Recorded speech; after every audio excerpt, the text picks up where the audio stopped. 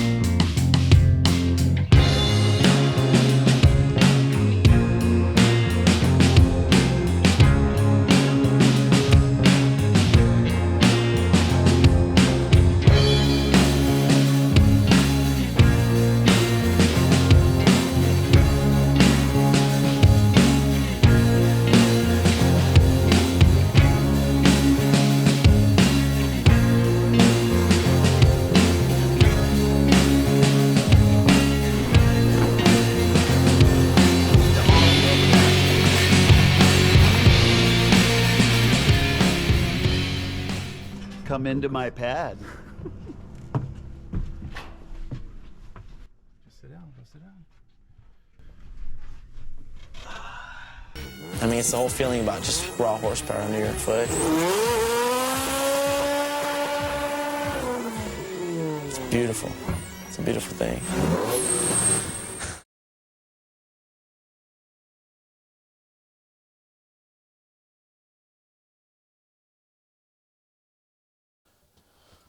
We are talking. All right.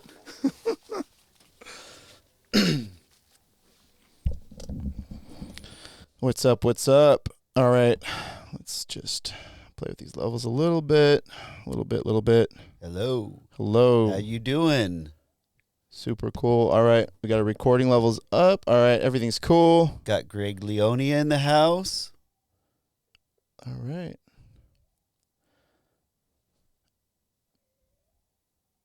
All right, what's up? Welcome to Burning Tires, a buscast. I'm Greg Leone, your host, and I have a very special guest today. And this is Kurt Gordon. And Kurt Gordon's been a longtime friend of mine from back in the days. I mean, this is the pretty much the very beginning of sport compact street racing. And I'm so excited to have him on my show. I have a feeling we're going to talk forever about all the old school. And once again, Burning Tires is a show about the old school, starting with the old school, everything from old school to new school. I'm probably saying old school too much, but I don't care. It's my show. I get to say what I want to say. Everything old, sport compact to the very new. I'm going to spiral up to the very new, but we're going to start at the beginning. And Kurt's one of the guys that was at the very beginning of it. And I'm so excited to have you on my show here. And Thank you so much. Pepper's excited to have it. So hello, welcome. Hello. How you doing, Greg? Doing pretty spectacular. It's pretty awesome that you called me and invited me to do this little talk show here. Yeah. Well, I feel like we see each other at SEMA sometimes, and we always try and make a point to like hang out. And I didn't realize how close you were to me. Yeah. So within minutes. So yeah, that's pretty cool that you got to come down here. Yeah. So let's how should we do this? Let's talk about you, obviously, but let's talk about where it all started for you. Like, what was your genesis into cars? I mean, even before you were in the industry, what was your very first memories and very first things that really pulled you in this direction? Because you are full tilt car person. So it kind of stems from my dad. He's a jet mechanic for Delta Airlines, so he's always had that big power, big engine stuff drive in him, and he's always been a Ford guy, and I kind of was brought up in Fords, and he always had the big blocks, the 390s and the 460s, and always got to work with our 60s. We had a 67 Country Squire station wagon. Yeah. And he bought it brand new back in 67. And when I was a little kid, he and my mom went to Vegas in it one time, and they blew a head gasket, so it got towed back to the house, and that's kind of how it started. I was right there with him pulling the heads off in our driveway, and loved the mechanical part of it, and just really interested in how engines actually work. How old were you at this time? Oh, I was probably 5 or 6 years old. Oh, wow. Yeah. So it was very early, and even, when I was 2 years old to even know what little things were, my dad always brought us down to the airport at LAX into the big engine hangars. So I've been around those jet engines since the time that I can remember, and just very interested in how mechanical parts work, and just that's kind of what got me into wanting to know more. Right. And so it fast forward when I was like 14 years old, my brother had bought a 72 Mercury Capri, and it had the 2-liter Pinto engine in it. Oh, yeah. And so he had that car around for a little bit, and I tinkered with it with him. And then he ended up giving that car to me when I was 15. So that was your first car? Yeah. Was a Capri? 72. Little wow. car. Yeah. Not too many of those around. No. Yeah. And so at that point, I wanted to start working on it. And so I went down the street in San Gabriel. I grew up in Alhambra, and on Valley Boulevard, there was a Super Shops there. Oh, okay. I remember Super Shops. And Super Shop. Yeah. Super Shop. So I became like a local there. I just started picking their brain and seeing what they made for it. And there was a lot of parts for it back then, because Pintos, from 1970 on, they were very popular, and I didn't realize people started fixing up those engines and stuff. So there's a lot of parts, like Offenhauser made intake manifolds for it. Yeah, they used it as a drag motor. Yeah. Right? Yeah. Oh, yeah. Because you couldn't blow them up, right? Yeah. They were indestructible. Right. Iron. Was it iron everything? Was it iron head too? Iron block, iron head. Yeah. And they were originally developed in Germany. So that's those where Germans. Yeah, those Germans engineered it. Yeah. So it was Ford/Germans that engineered that engine, and they made a 2.3, but it was a hydraulic lifter engine versus the solid lifter. Yeah. And the solid lifter, you could do a lot more to it. And then there was a company called Esslinger Engineering in El Monte, and I got hooked up with them. I remember Esslinger, yeah. They used to build those things for midgets and all kinds of dirt track. And so that's kind of where it started with me as far as getting deep into mechanically working on a car. And when I would go to Super Shops, I ended up getting an Offenhauser 4-barrel intake manifold and a hooker header for it and a Mallory distributor. And bet that was the best day of your life. Huh? Oh, yeah. And then I put a nitrous plate on it.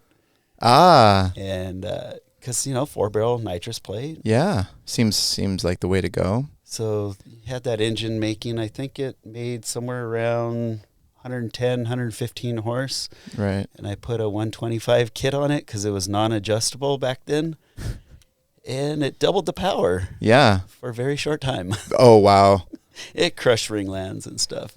And that's when I had to rebuild the engine. Right. Because you didn't know gapping them, and that you didn't know. It was just like... Too much power. Boy, did it haul ass. So that's your first go at nitrous. And that was in 1986. Wow. Yeah. Because I think in my mind, you were always the nitrous guy. Yeah, because... You were just always the nitrous guy. I feel like everything you did was just nitrous. And in fact, I'm pretty sure, if I remember, this is a long time ago, I'm pretty sure you had nitrous on your lawnmower. Oh, yeah. Yeah. So I had a Jet Ski 550 that I bought brand new in 1989. I put nitrous on that. I still have it on today. We did a lot of testing. We did for Personal Watercraft Illustrated of 1992. They did an article, and Splash Magazine did an article, and the ski ran 37, 38 miles an hour stock. And that's nuts. If you guys have never been on the water, going that fast on a small personal craft, like is absolutely bonkers. And you're standing up. And yeah, you're standing up. It's bonkers. Yeah. And when you hit the nitrous, it goes from, say, 36, 37 miles an hour to 48, 49 instantly. Wow. Yeah. So there's a good time about that, too, because when I was doing some of the testing, we were down in San Diego at Mission Bay. And at the time, there was some jet ski pros down there doing some testing. And it was Victor Sheldon and Chris Fischetti. And they both got to ride my ski, and they couldn't believe how fast it was compared to their fully modded ski. And they're like, we should put this stuff on ours for out of the corners. Right, because that wasn't the nitrous. I feel like nitrous wasn't really a thing back then. No, it wasn't. Yeah.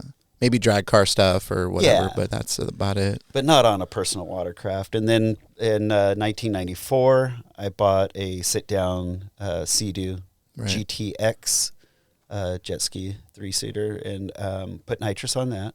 Right. Had on there for a long time, never blew it up or anything. And then 96, bought another GTX, which was a newer version, bigger engine, and had it on that. And Yeah. just had it on everything that I've ever had. Tell me about the lawnmower. I want to know about that. So it had a Pingle fuel pump, Yeah. and it pulses off the crankcase pressure Right. to get fuel pressure. And you know when you get in that thick lawn and it starts bogging down, you just That thick lawn, man. You just got to get through that thick lawn.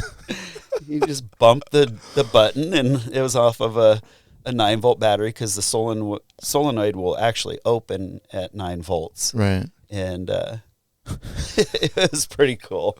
Never blew that thing up either. That was a Briggs. Right. Wow. So I knew Tom Young before I knew you, and because you lived across the street from him. Yes. And I met him, and because I would street race with him and Glenn.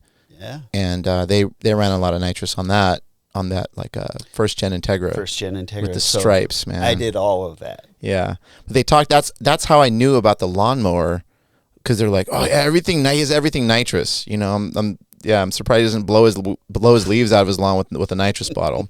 I remember this conversation. He had a tube chassis. What do you have? A tube chassis like GTI in his garage, and I was just like, this is the best thing I've ever seen. This is good. But the stories of you were before I met you.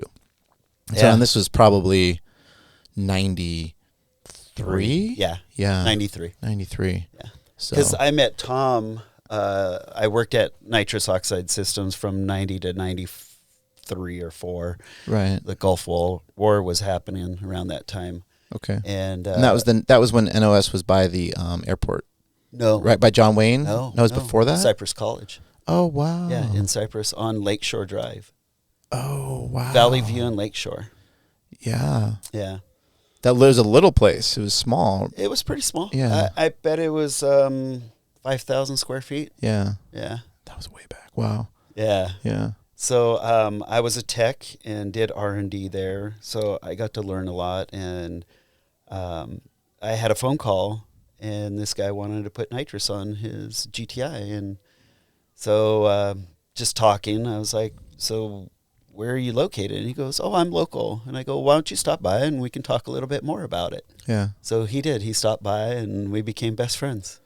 And did he live across the street then? No. Oh, that's funny. So I lived in an apartment at that time, and I wanted to get out of an apartment and get into a house. And across the street from him, there was a house that became open. Right. And so that was a cool house. Yeah. Yeah. Yeah.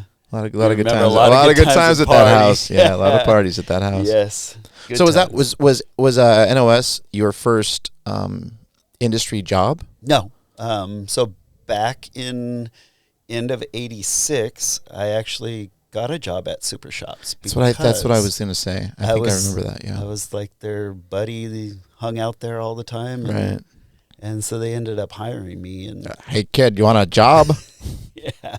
So I busted tires and shocks and all that stuff. Right. In the 80s, and then I moved to Georgia for a little bit and became a manager and floated around and opened up stores and all over the country back there. And then when I came back from Georgia, my first job back in California was for NOS. Right. And and the reason why I got the job is because I was so interested in it back in the 80s, putting it on my car, blowing it up. I wanted an adjustable plate. Right. And because 125 was too much for a 100 100 horse horsepower engine, you know? Yeah. So I became really good friends with a guy named Trey McFarland. His dad is a mentor of mine, Jim McFarland. They just recently named a center, testing center, SEMA testing center in Indianapolis, and it's the Jim McFarland. We hear that? You hear that sound? That's the song of our people. I hear it. So real quick, we're in a school bus. For those of you listening to just the audio podcast, we're in a school bus.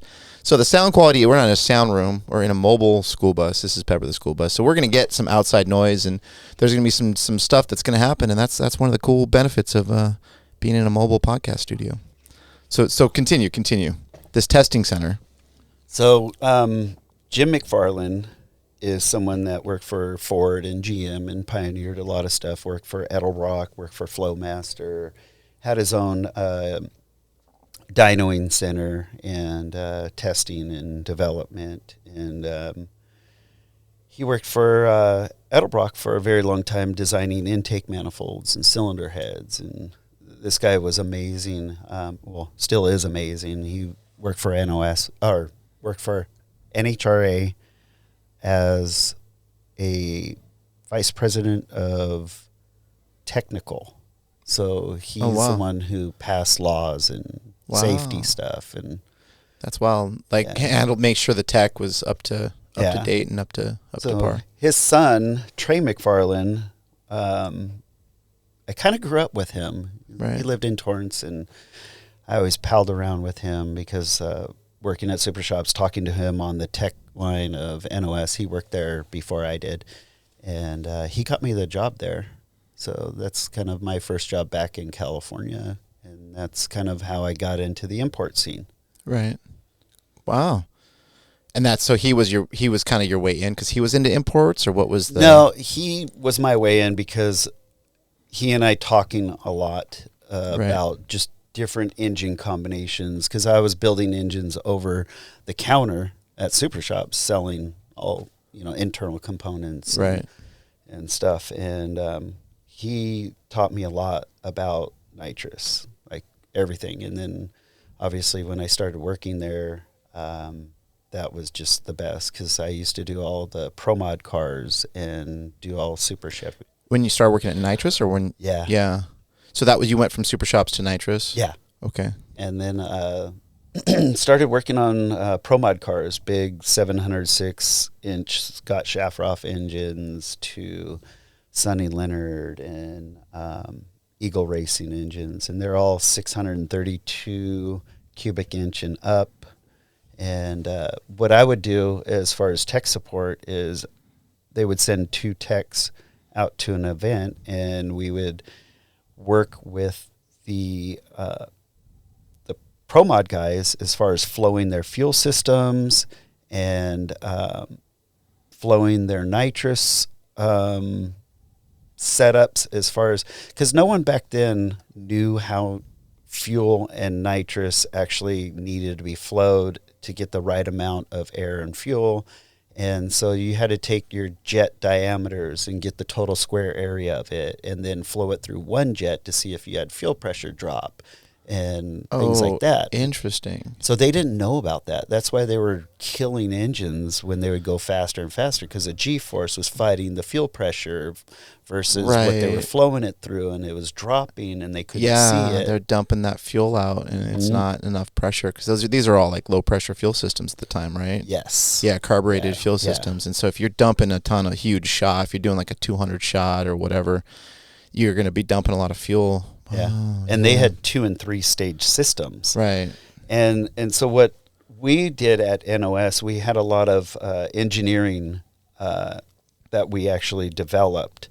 And we had flow meters, and we had a Superflow engine dyno, and we had an airflow. We had a Superflow 1000.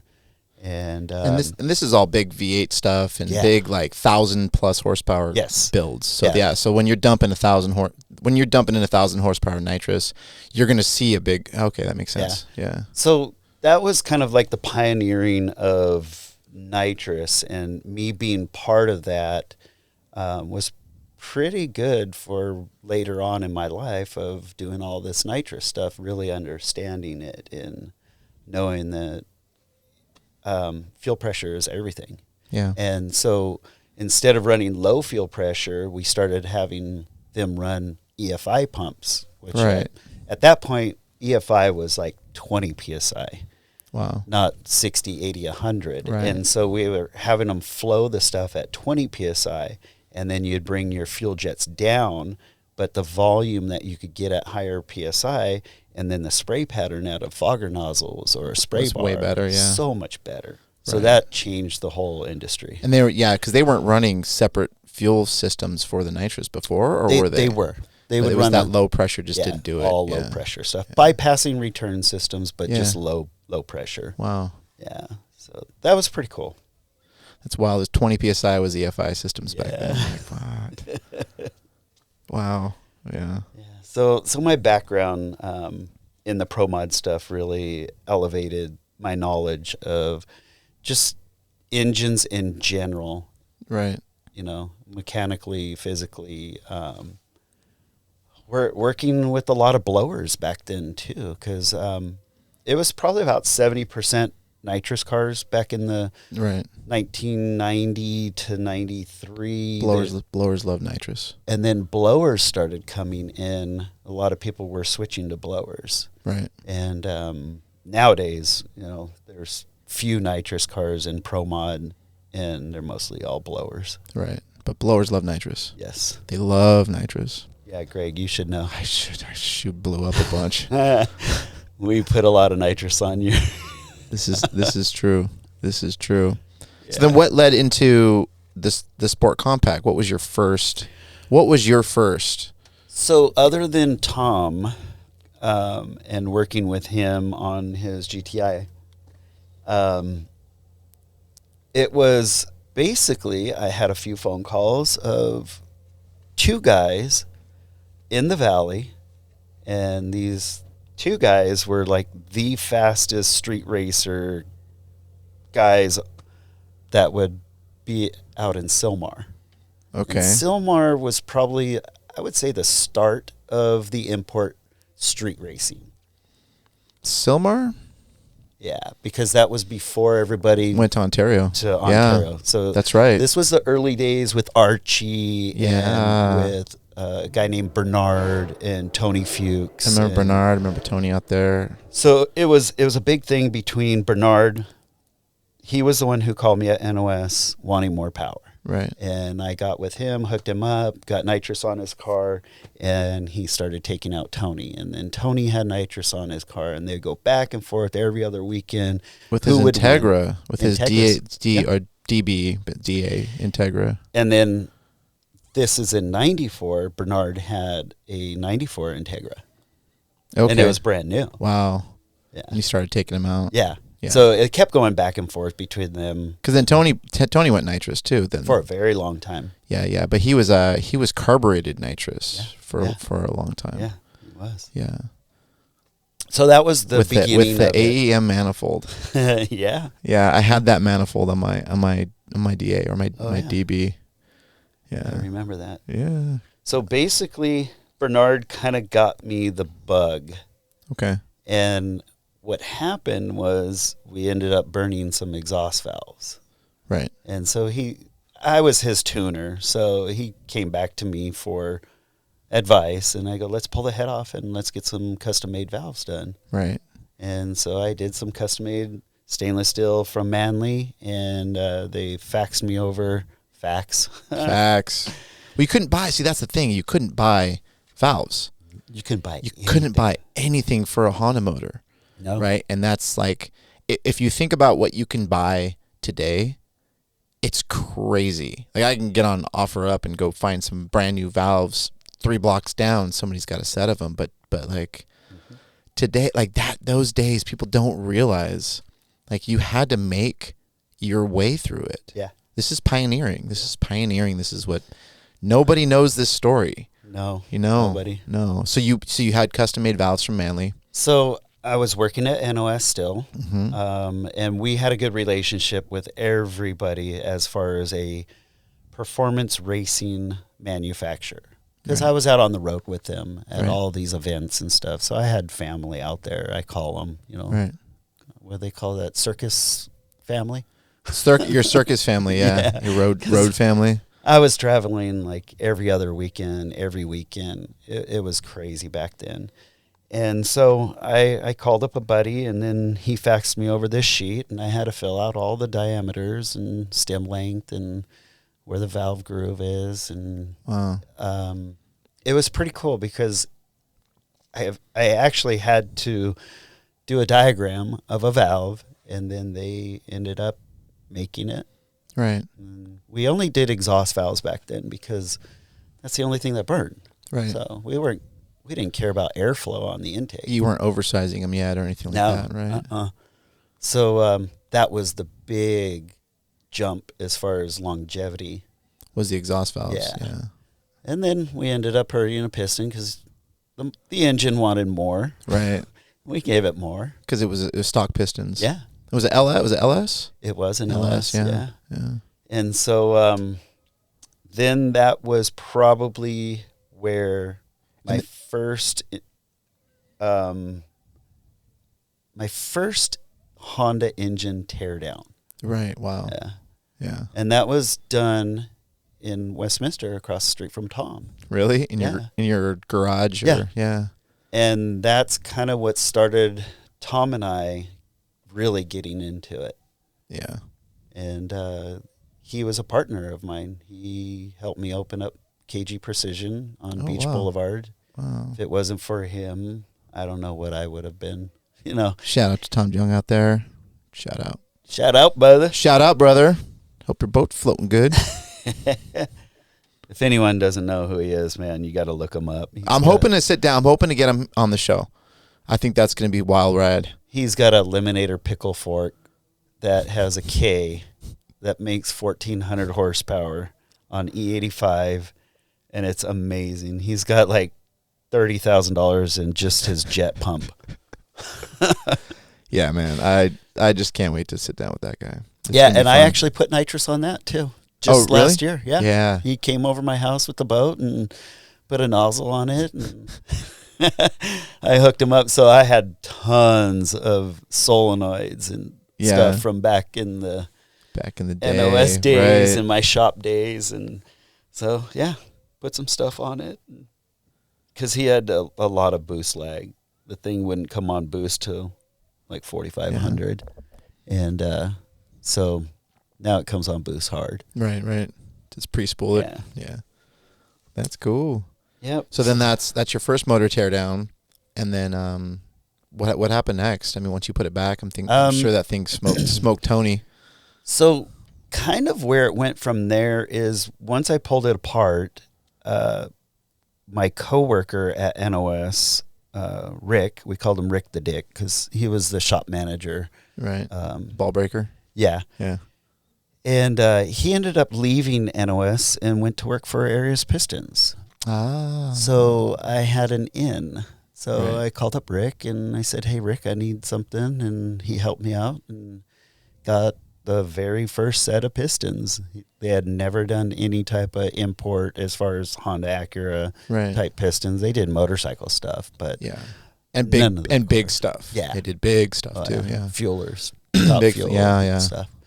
And so that kind of was the very first import piston that they built, because there was another guy out there that was in Alhambra that was a competitor of mine, but I never talked shit on that guy because he did a lot for this industry, and that's JG Engine Dynamics, Javier Gutierrez.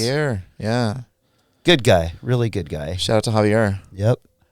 And he was the guy that I had to keep up with. So he was the guy, how do you put that? Like, someone's doing something a little bit better than you, and you got to try to outdo them all the time. Oh, I mean, yeah, competition's the wrong word for that. It's like your rival. My rival. He was your rival, essentially, but it's like a friendly rivalry. Yeah. Yeah. Because we always talked, and I went to his shop a lot, and we dynoed some of my cars there, and he was in disbelief a lot. Right. He was always the skeptic. Yeah. Yeah. He always talks shit about. Always. I don't think there's a day I never seen that guy without talking. Yeah. But the track proved it all. Like his cars would go a little bit faster one weekend, but they'd all blow up. Right. Where KG cars never blew up. They always stayed running. Yeah. And I was conservative. He was running, 35 pounds of boost probably back then. Yeah. And I was running like 23. Right. Yeah. So, but my shit would hold up. Yeah. Yep. So then what was your you open up KG but did you have your own personal car before that? Did you have the EG before that? No. How did that thing come about? Remember that Toyota thing that I had?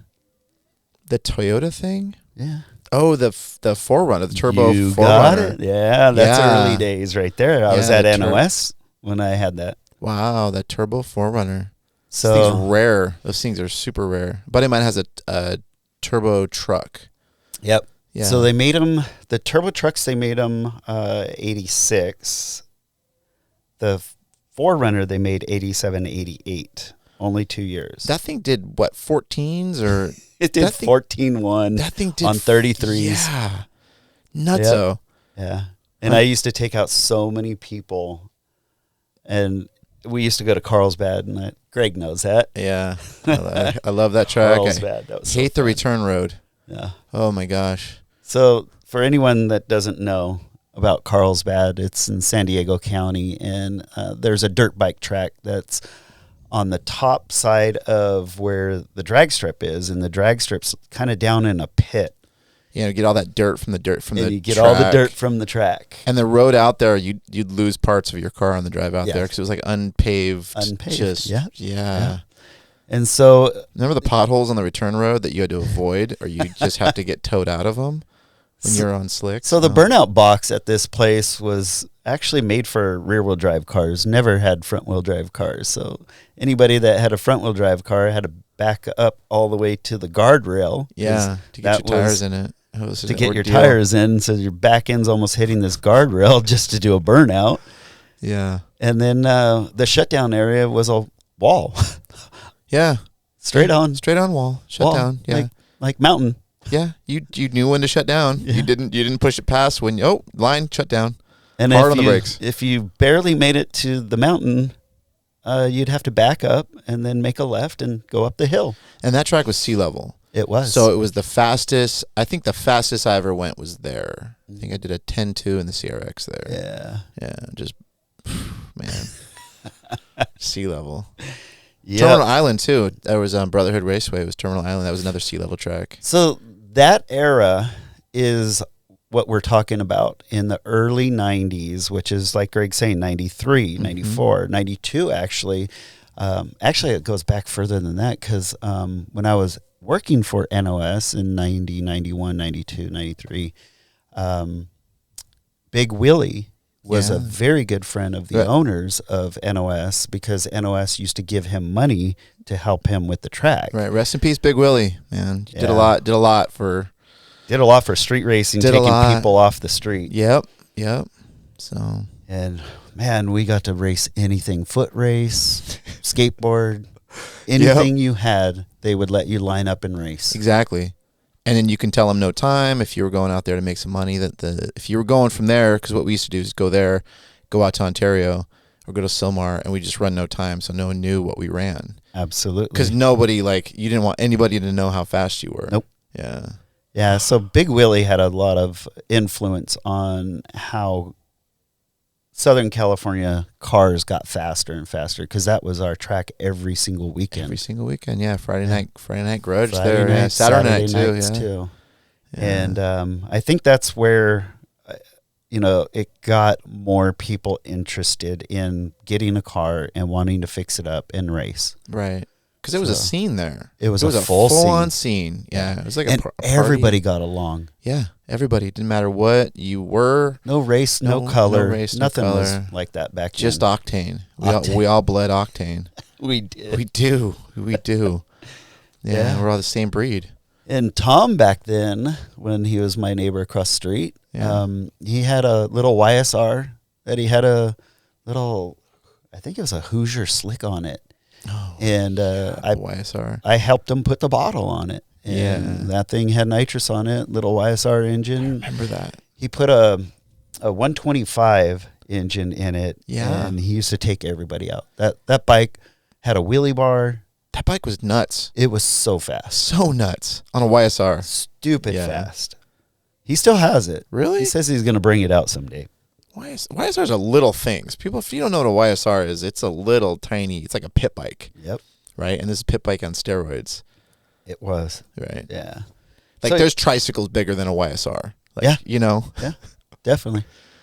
So I think the whole Terminal Island, Carlsbad was a huge influence for all of us down in Southern California. Right. For just getting involved in racing, period. Because people that had Mitsubishis or Nissans or Toyotas and stuff, it was all of that. Everybody had Corollas and Supras and like second gen Supras or like old Supras, you know. And old Corollas. Old Corollas, 85, 86, 87. Yep. Those were Toy Sport. Remember Gerald Toy Sport? Yep. They had that, yeah. All the Toyota guys. Yep. Yeah. I used to do a lot for Toy Sport. Yeah. I set him up with the nitrous refill station. I used to do a lot of installs for him. Right. When I was working for NOS. I drove by there on Sunday, and I forgot where it was, but I drove by on the hill, you know, that weird hill, and I was like, whoa, Toy Sport was there. Yep. So much came back. Yeah, and I think he was a big pioneer of Toyota development and stuff, because he worked with TRD back then too. Yeah. Yeah, he had all those IMSA motors. Mm-hmm. Did you ever see that pile of IMSA motors? Oh my god. Yep. The GTP motor. Yep. Yeah. Yeah, he had a lot of the good 80s turbo stuff. Right. Really cool stuff. Yeah, I used to go there with Eric. I remember Eric Lapka. Mm-hmm. Him and what was his name from Cyber? Gerald also, I think, from Cyber. He had the MR2 twin charge. Oh yeah. Yeah, we used to go there, like, just stop in and shoot the shit. Oh, shit. There's something else I forgot about. What? In this whole talk. Tell me more. Pocket Rocket. Pocket Rocket. Yeah. Darren Galen. Yeah. That was a stereo shop. And so during the NOS days, I somehow ran into that guy, and then I started doing work for him. And that's really how I started my shop, because I was doing work for Pocket Rocket in San Gabriel. Yeah. And porting heads and just doing a whole bunch of really cool stuff with him. And he ended up building that CRX with the rear engine.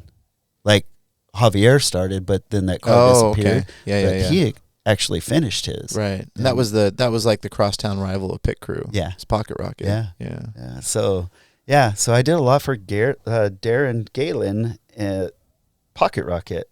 And that's what he said, you know what, you need to get your own shop. Right.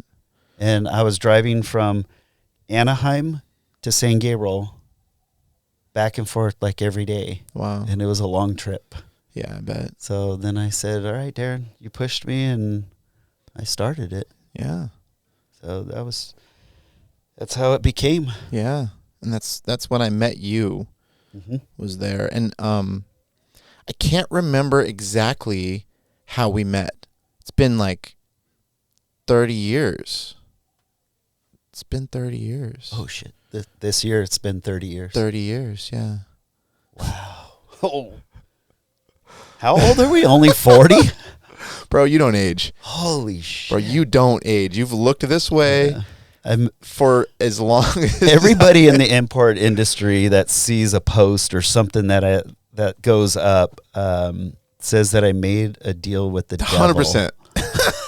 Seriously. And I really think it's because I like my vodka. Or you use I a like good Neutrogena or vodka. something. Maybe you just do like a facial scrub or something. I don't know, man. Good vodka. Good vodka. Potato vodka. Potato really. vodka. Yeah, I don't like the grain stuff, but potato vodka. Huh. It's wild. I never knew. Yeah. Do you like And Red Bull. shower in it? Do you like one in the one hand, one in the other? Just shower in Red Bull vodka? Yeah. Yeah. Morning routine is important. Yes. Absolutely. I stay thin. I'm been the same. Yeah. It's crazy. Yeah. You're like out of time. It's awesome. Still messing with cars. Yep. So how did I'm trying to remember how we met. How to be at the streets, how to be out at the streets. No. We had to run into each other, and I know I knew of you before I knew you through Tom. I thought you came down to the shop through Tom. Probably. On Beach Boulevard. Before I went to Huntington Beach. Okay. Because I had. Oh yeah, you were right around the corner from the house. So my house was on 12th. The shop was on 12th. Right. My house was 4 houses down from Beach Boulevard. Right. And the shop was on Beach Boulevard. So I walked to work every morning. Right. And then then it was that shop. When we took in cars, they thought I had a shop. Right. It was my backyard. That's funny. Oh, because it was a little tiny storefront. Yeah. Oh, yeah, that's right. And I had a big backyard. We had 13 cars back there. That's wild. And then the city finally busted us. Yeah, the city. Oh, man. Yeah. And then I knew JoJo too, and JoJo started working for you. So I actually, JoJo made a big impact in the company. He was a very, very hard worker, very good mindset. You give him a task and he just killed it. Right. Like he was very, very good. Right. He knew a little bit because he used to do lowering at some shop on the side. Well, he worked at, so shout out to JoJo Callis out there. This is who we're talking about. He worked at a shop in Fullerton. This is way before that. He worked for you before the shop in Fullerton. Yeah, he used to work at a shop in Torrance, somewhere out there, and he would lower cars for the shop. Right. But he actually worked at Smith's grocery store. Right. Is where I got him from. Yeah.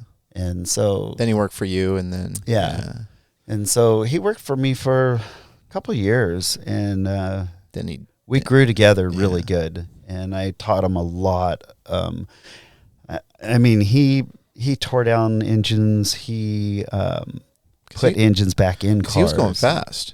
Yeah. So when 14 he had fast is relative. So that was like he was in the 13s, right? And then I don't think he ever went in the 13s. I think he was in the 12s. Oh, because 12s. He started with a bang. Yeah, he started with a bang.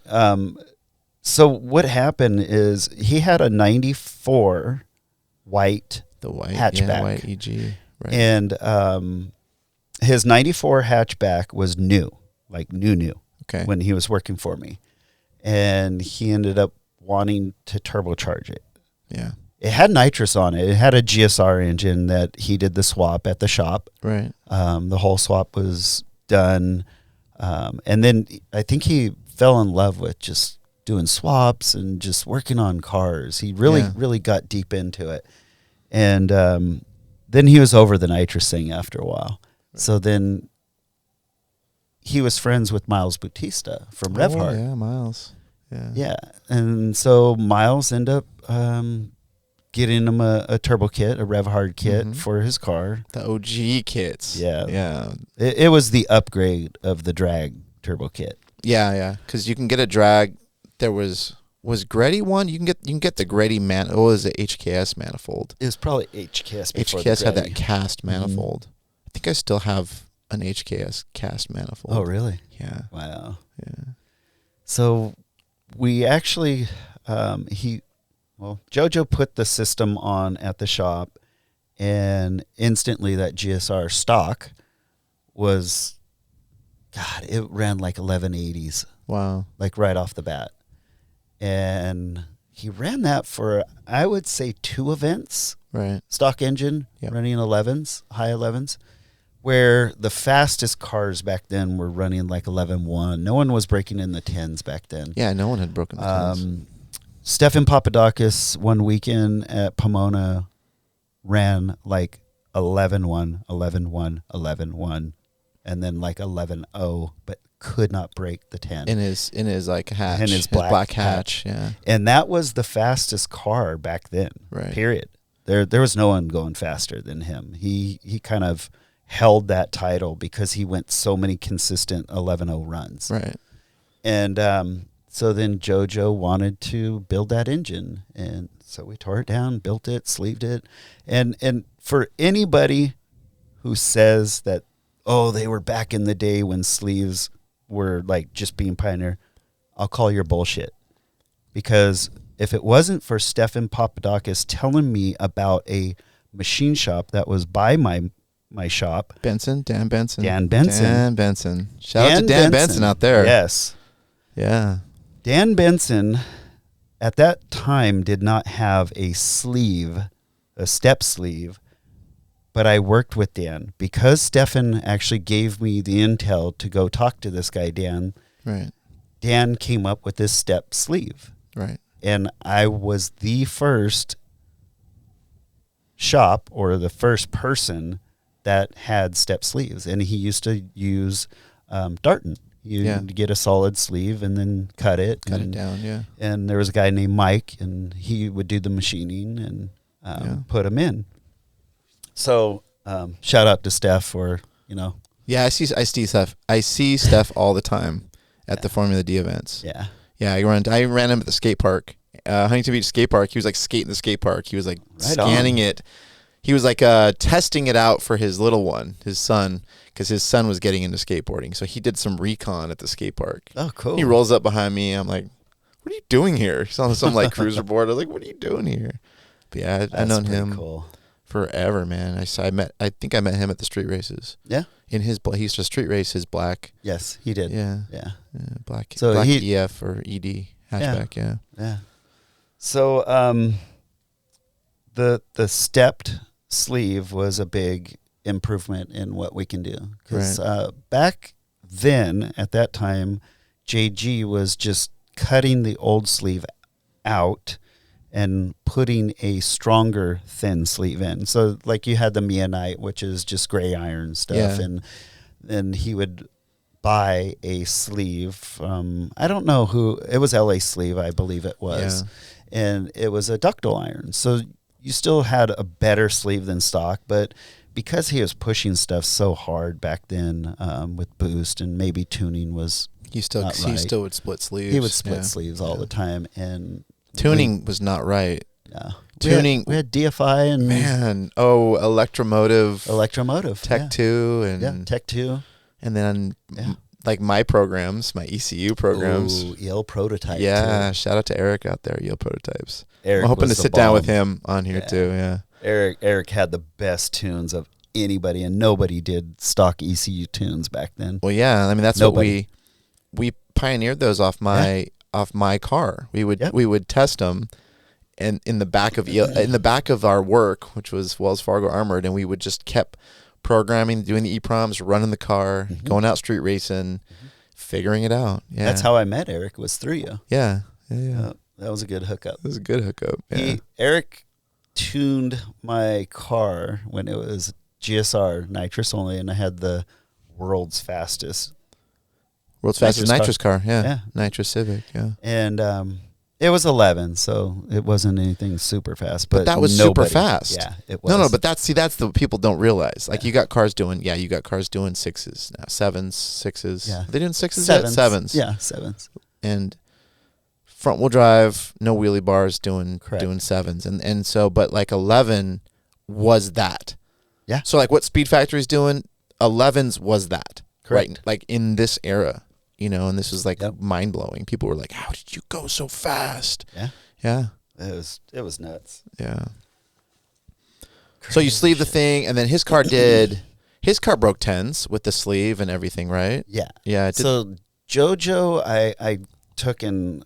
I mean, he was a go-getter anyways, but with the help of me behind him, and I used to tune his car, and that car at that time was my number one, and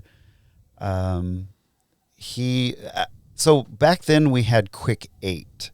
It wasn't quick 16. It was only 8 cars. Yeah.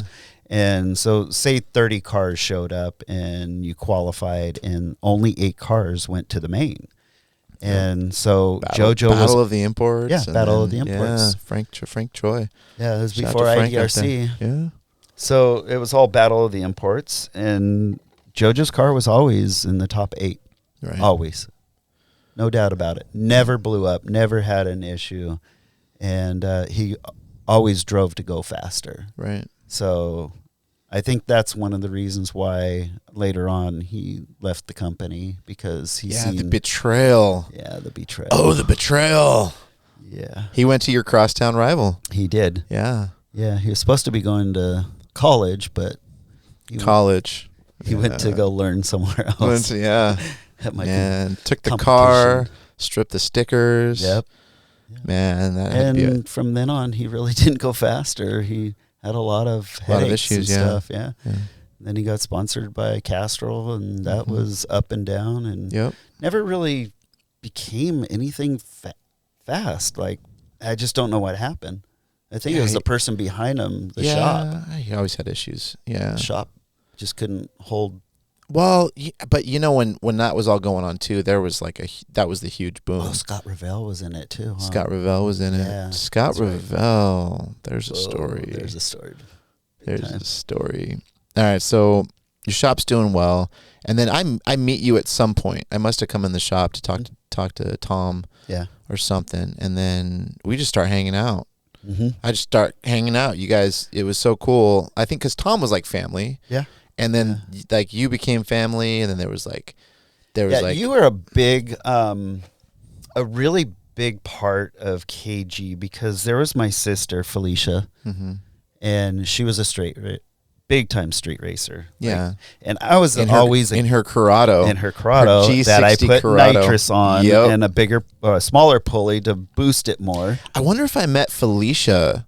Maybe that's how I met you. Yeah, because I think I met her at the street races. All the time. Yeah, that's probably how it was. The green Corrado. And I think I came down to see her maybe or something. And then it has to be. Yeah. Right. Because then now we connect. It's always a woman. You know? So for anyone that doesn't know, my sister Felicia went to high school at Huntington Beach High School with Stefan Papadakis. I didn't know that connection. Yeah. So I've known Stefan since he was very young. Wow.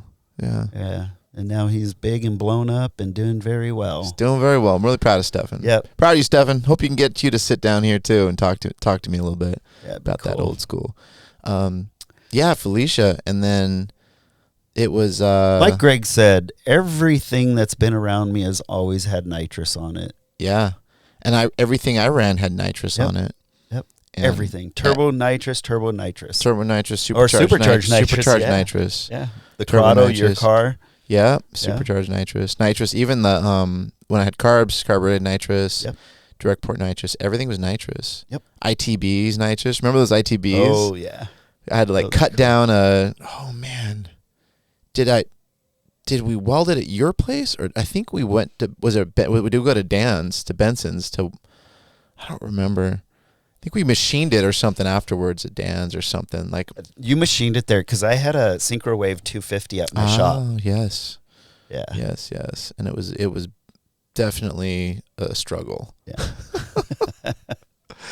I still have that manifold. I still have that setup with the TWMs. Yeah. We're stupid. I keep everything. Yeah. Yeah. Me too. Yeah, it's like a museum in my garage. Yeah, but just like that article that they did in 2011, the Honda tuning. I'm holding my exhaust manifold, the turbo manifold, with my turbo from back in the day. Yeah, and I had that. That was the only piece of my car that I had. Right, because then you went turbo, right, after it was nitrous. Yeah, so that was a big jump because so I had an EL prototype. ECU. Right. And the problem that I had, why the car should have gone way faster, was I had a JDM B16, a P30 ECU, and the cutoff was at 117. And my car only went 121 because the tire size and the gearing. And the fuel shut off at 117 through the ECU, right. but I still had fuel and nitrous coming through. Right. So the car wouldn't go much faster. It was all on nitrous, no engine. Right. So EL Prototypes later on, and he found out that, no wonder why you're not going faster. It's got a speed cut. Speed cut at 117. Right. And at that point, I was frustrated because the car should have kept going faster and faster, but I couldn't get it to go. Right. I would 60-foot people. I would first, second, and then by the time I'd get in third gear, those turbo cars were on me. Yeah. They were flying past me. Yep. And so I got sick and tired of that. Right. So then I ended up in 98. Yeah. No, 97. 97. No, before that, I think. Is when I was building engines for Miles Bautista's cars, and we ended up working out a deal and got a Rev Hard kit. Yeah. Not the off-the-shelf one, but special one. Special one. And that's when the car started going really fast. Was the day at Bakersfield Famosa when your radiator, it was a battle. I think it was a battle event, and your radiator, like your head gasket blew. Oh, yeah. I remember we kept shoving water in the radiator and like trying to cool it down on the line. Uh-huh. And then we'd run it with like no water. Was it nitrous then or was it turbo then? So that setup had to have been my single cam nitrous at Bakersfield. Yeah. And that car, it was going like 1231. Did we win that? Did you win that? Yeah. Yeah, you won that. I remember that. I think I got pictures from that. I have to dig through. That was the single cam VTEC. Yeah. Nitrous. Yeah. I'll drop some pictures. I got some pictures from back in the day. If it had black with the red stripe on the rim lip, which was called RB strings, and I got those from JoJo. Oh, wow. But if it had rear RB strings, it was single cam. Okay. Yeah. I'll have to look, yeah. Yeah. I got rad shots. I got shots from Bandamere. Oh, yeah. Going out to Bandamere.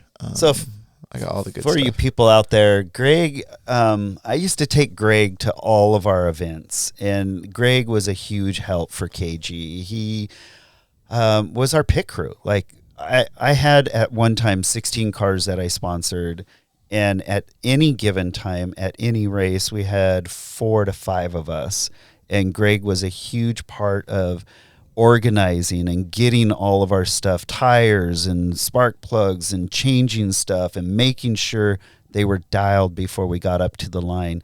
And to deal with 5 cars, you had the driver of the cars that actually, helped and stuff and worked on their cars. But Greg was kind of like the person who orchestrated all of our cars of being done by the time they called us up. And I had Aaron Schley all motor, and he was one of the top 5 fastest in the country of all motor hatchback. Yep. And Greg was a big part of Aaron's car. I mean, you and Aaron worked together on that car a lot. Yeah. Especially like when we went to Bandamere or Firebird or Sacramento. Yeah. Sacramento, I love that track. Sac's a good track. Yeah. Yeah. And definitely Palmdale and traveling with you guys was just traveling with it was. I mean, that was my first foray, whatever, into like traveling with motorsports. I'd traveled on my own and raced my own stuff, but I mean, this was like bigger, going outside of like California, going up, Central California, doing the stuff up in Sac, and it's so much fun at the time. And it was just like the cool part was you were running a lot of cars, but it was like a cool family. It was always so much fun. Really tight. Yeah. Really tight. And those drives, the drive to Colorado was always like the best. Always the best. Over the mountains and all that. 18 hours straight. Yep. No stop other than fuel. And hey, by the way, look who's calling me. Harv. Oh, Harv. Oh, we got to talk into Harv. Oh. Hey, Harv. What's happening, dude? Hey, your pants are on. Okay, thanks. What's up, Harv? I got Greg Leone here. Greg Leone. What's up, Harv? We're sitting down. Greg? We're sitting down. We're doing a little podcast right now, a little video podcast on my school bus. Oh, right on. Yeah, Where you guys at? we're outside. We're outside of BDS right now, just sitting here on the bus and doing a little podcast. Cool. Yeah, you got to come down. We got to talk some old school. I'm talking. This is the old school show. So now that we're all old okay. school, yeah. I was telling Greg about how when you and I get together, how we reminisce about all the people that's been in our life, and we've crossed paths, man. and we all know the same people, and it's just amazing. I love talking that stuff. Oh yeah. Hey, by the Oh, way, yeah, dude. Greg asked me, what was the fastest that truck went? The Venom truck? 95 at 205. 795? 205. 6. Oh, 695. It did hit the sixes. One to ever get going the sixes. Yeah. Yeah. Okay. Yeah. That was at Route 66. Oh, Oh, cool. Joliet? Mm-hmm. Yeah. Oh, yeah. That truck was new then. Brand new. No, second. Yeah, that was in 2002. Second season out, right? Wasn't that the second season out running that thing? Yeah. Yeah. Yeah. Okay. Because they had to dial it in. Yeah. Once we had it figured out, that was the very first one that ever went first import that went six. Yep. Yeah. Yeah. Period. Yeah. Because that was a Toyota V8 No. or No, the no, still it was straight. It was a It was a 2JZ. It was an inline. Okay. 2JZ. The JZ motor. Yeah. It was Okay. a 2JZ. Dang. Yeah. Yeah, that was a fast truck. Yeah, it's good talking to you, Harv. Thanks for coming on the show for a little Good bit. talking to you, Greg. Yeah. No problem. Bro. Yeah, we'll sit down. We'll do some pod. I'll pull up to the shop. I bring it to you. I bring the studio to you. Yeah. Good. Come whenever you want, man. All right, appreciate Let it. me know. All right, Harv. I'll talk to you Problem, later. brother. All right, guys. Bye. Bye. Yeah, bye. See, love you. That's awesome. That's another one of my mentors. He taught me a lot. Let's fast forward into that. So back in the day, I did not have a dyno. Right. And I was taught a little bit by a guy named John Meany, who started Excel DFI and worked for Excel, and then started Felpro. He went and started that whole program, and then he actually did fast and big stuff. Okay. Oh, he did the fast system? Yeah, Wow. and big stuff. And so anyways, Harv actually knows John Meany very well still today. He still talks to him. And there was another guy named Dan White, and Dan White was in Michigan, and he actually taught how to tune cars for Excel. Oh, right. He was the Wow. teacher. And so I actually flew out to Michigan, and I had a customer that I built an engine for out of Canada, and he brought his car down to Michigan, and I met up with Dan White. Dan White had a dyno. He taught me some really quick insides and stuff about Excel and little cheats that no one else knew about, ghosting and ghost cells. And as the RPM and as the boost comes in, it highlighted all of your cells so you knew where you were at through the whole pole. And then you stop the dyno and your cells were still all highlight of where they're at. Right. So now you can go in and actually change the cells, and the cells around it affect the main cell that it went through. And it had it way back in the day, but no one knew about it. And I got taught that. So anyone who... And this is this is still the rudimentary early days 90s, of tuning. Yeah. Yeah. And later on in when systems came out, they actually had that normal on their systems just like they do today. Right. But Excel kind of had it in the DOS, the old DOS stuff. And That's it was wild. pretty badass. Yeah. DOS. So Harv helped me a little bit with tuning. And then John Meany and the guy named Dan White.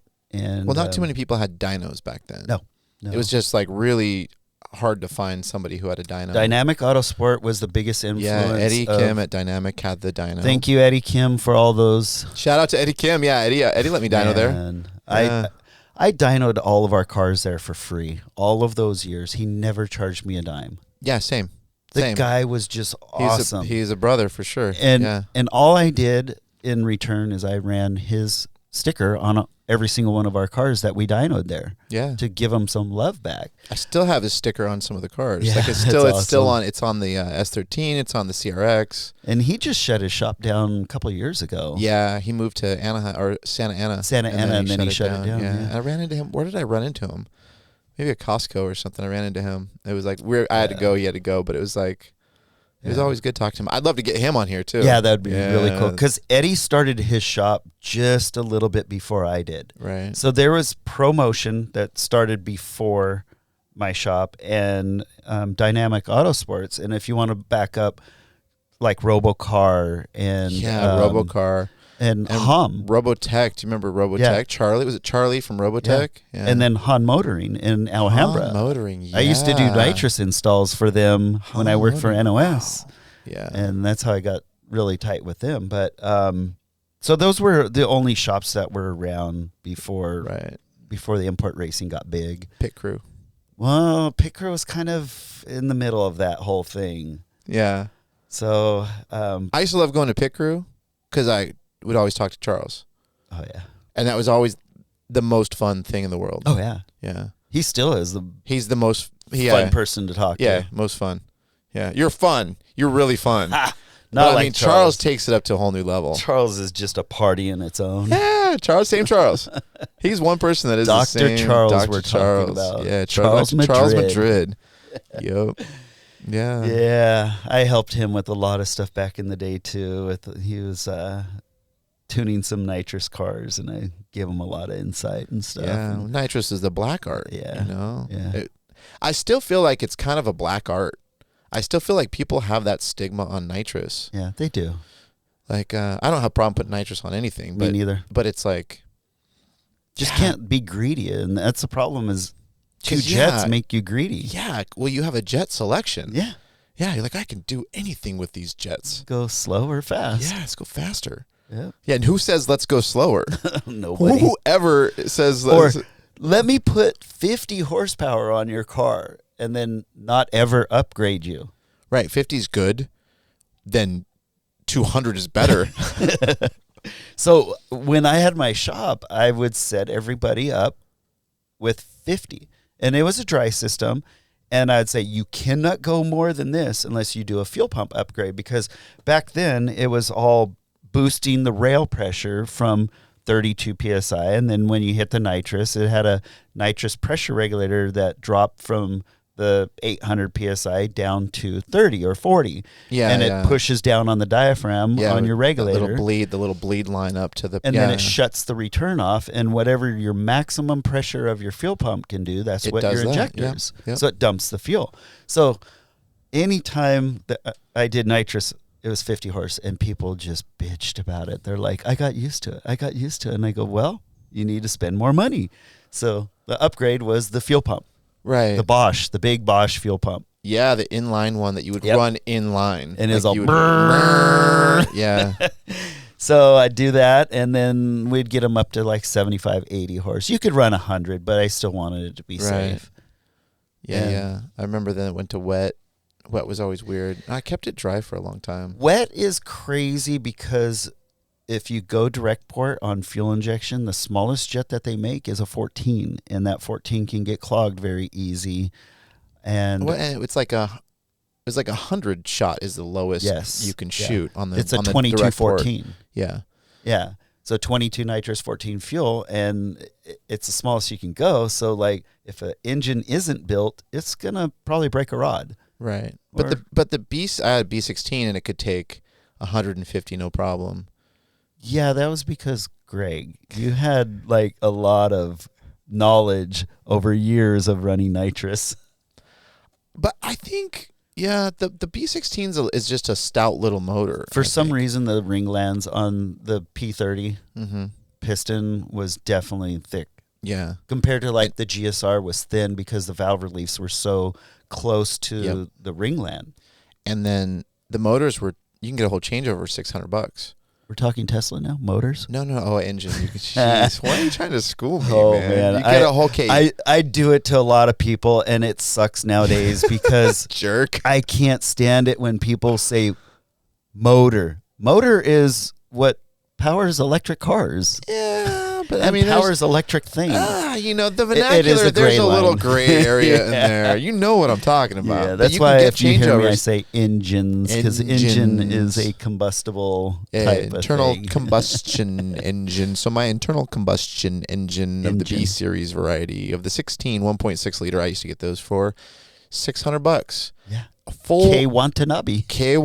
yeah. Off the 710 freeway. Yeah, you go pick them up with ECU and you get to pick through engine trans. So you know how much we used to buy those little first gen Acura Integra 1.6 ZCs for? Oh, they were cheaper. $280. Yeah. $280 all day. Yeah. So when you're talking about Greg, and this guy was probably one of the best street racers that I ever had running for our shop. And appreciate I was you saying against that. street racing the whole time I had my Yeah, shop. Because, right. You No, were I- against I was street against racing. it because I didn't Publicly. want people getting hurt and get the bad image of my shop having street racers out there. So I'd say you go do it on your own. Right. Don't bring up the name. But here's Tom Jung out there. KG, bring your car, KG. And then we had like, what did I say, 13 cars in my backyard at one time. Yeah. Because he got so many customers. Because him and Glenn were out there just Hustling, like hustling. I learned to hustle from Tom. and 100 Glenn. shot on that Integra is what we had. Yeah. And he had those little Mickey Thompson, little 2214s. Yep. And dude, he used to kick people's butt Oh all yeah, because we would pull over real quick on the way to where we'd line up. Yeah. Swap the wheels. Because you hung out with Greg Yeah. for a long time, right? Yeah, with Glenn. Yeah. I mean, Glenn and Tom. yeah. And yeah, because I knew that's what I'd roll street slicks, but they would actually slick down, and a lot of people didn't know. No, they had Yeah. no idea. Yeah, because they didn't expect somebody to They'll never know. They never knew slicks were that small. No, Because yeah, it was fun. that was crazy back then. Yeah, and then so I would blow a motor, no problem. Swap it, $600. Yeah. You made that if the motor lasted for like 3 weeks, you made that. Yeah. But then I don't think I really started getting into tearing the motor apart when I started hanging out with you. Yeah. Right, because like you knew more, you knew all about the engines and that stuff. And then And we started putting valve train in your head and stuff like that. yeah, going big. Yeah. Yeah. Shooting Integra, that was cool. Max It Out video. Yeah. Oh, yeah. That was pretty cool. Yeah. That was good. That was a fun build. Good times. I remember. So by the way, I wanted to shout out to you, Greg, about there was a time that Greg kind of did something and he wasn't around KG anymore for a while, and he had a lot of memories, a lot of really good memories of something, and he actually had a memory of his CRX in front of my shop, and he is a very good artist if no one knows it. He can draw really good, and he sent me this image of what his car looked like in front of my shop, and he penciled it all out in lead back then, lead pencil. Oh, I went to jail. Yeah. Oh, You could say I went to jail. okay. It's no secret. I So went to jail a bunch, street racing and for He car went to stuff, and camp. we call I it just call it camp, camp. but yeah, I did some time. I did a stretch. So it was amazing though, the kind of like Greg said, we're a family, and he had a good imaginary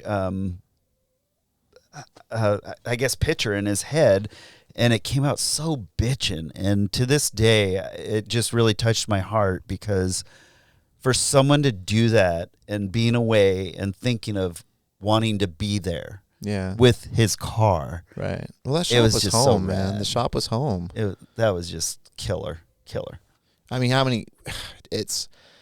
you got to think about how much time we spent there. Yeah. I mean, we spent some all-nighters, and we spent some like Tons. getting ready for races, getting ready for this and that. I mean, we would just, that was home. The shop was home. Yeah, that was our life. Yeah. Yeah, and there was Darren was there, and then what's his name? What's his cousins worked for Billy. Turbo? Billy Billy. Turbo Magazine. Yeah. So Jason Maroney, shout out to you too. Jason Maroney, Yeah. He's got his own advertising company in Irvine. Really? Yeah. What's it called? I have to look it up. Yeah. I had it in my phone. Yeah. So Jason Maroney. yeah. He's doing really good. So he worked for Import Tuner magazine. I got him the job there from Evan Griffey, which is the editor for Turbo. And Jason Maroney. he wow. did Import Tuner for a while, and then once Import Tuner kind of shut down, he went over to Turbo and stayed with Turbo until it shut down. Yeah, I used to see him because I worked for Honda Tuning, and so I would see him. We would shoot the shit when I'd go in there and just drop off like my editorials and stuff like that. Yeah. Honda Tuning was a cool magazine for as long as it lived. Yeah, it's online. I think they still have an Instagram presence. Really? Yeah. Right on. Someone's still doing something with it. But yeah, that was the magazine. Yeah.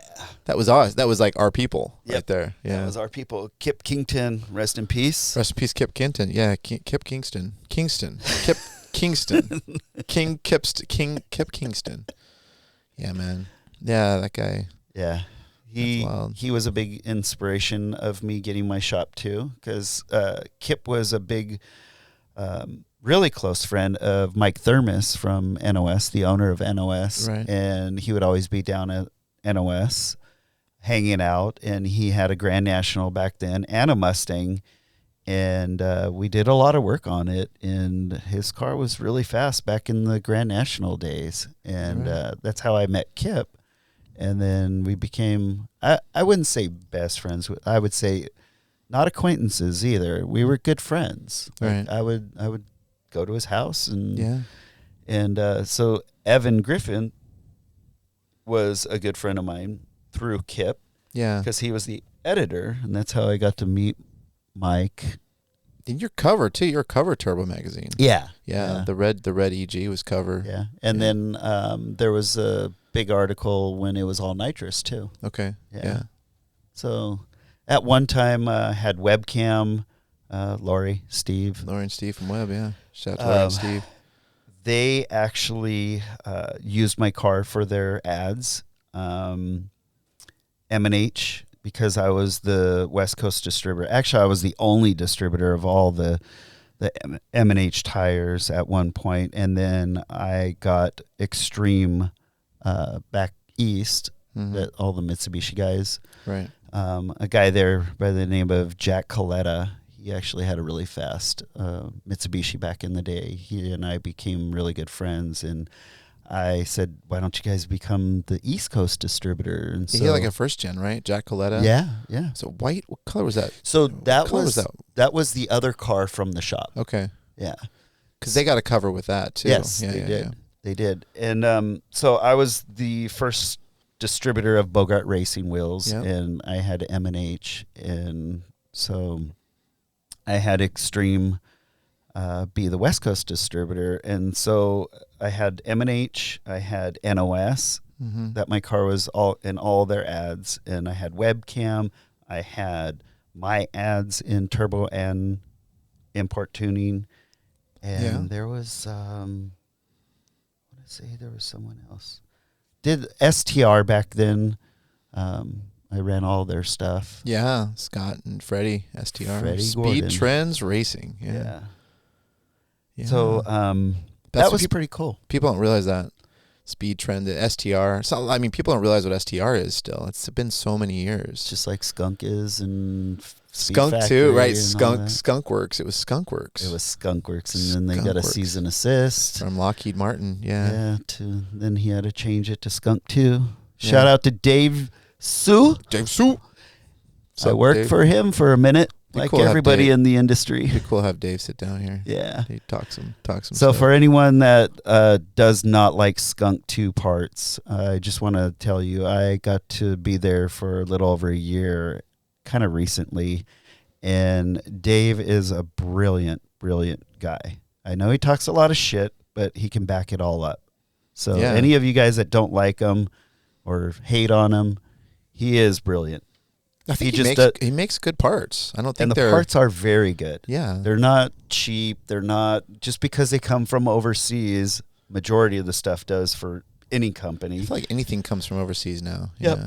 But his Except parts for are you guys, quality. right? Yeah. BDS stuff's all made here. So blower drive service is all made in Anaheim at the shop. I took Greg through. Oh, this place is beautiful. Through the facility. We're literally sitting outside of BDS right now in Pepper the school bus having this conversation. Yeah. But let's get there, but let's back up real quick. And so you shut the doors of KG at some point, right? What was that like? So why was that? That was what was pretty that hard. Like? That was pretty hard on me.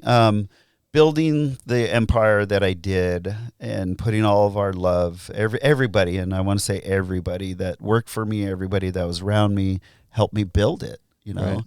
And what happened was this was the era of 2005.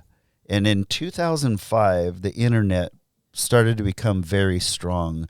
And when I say strong, people were starting to buy stuff off the internet. And people were seeing things that they had never seen before. And a lot of China parts started getting into the U.S. that was copied from all the American-made product stuff. Yeah. And so when I would build engines or have components at my shop made here in America by these bitchin' manufacturers that I worked so many years with, they'd knock it off, and it would cost less than half of what anything was. Like a set of Crowder rods, $680 is how much they went for. That's how much I sold them for. Right. You could get a set of Eagle rods, Scat rods for $300. Right. They went lower than that later on, but $300 you could get them for.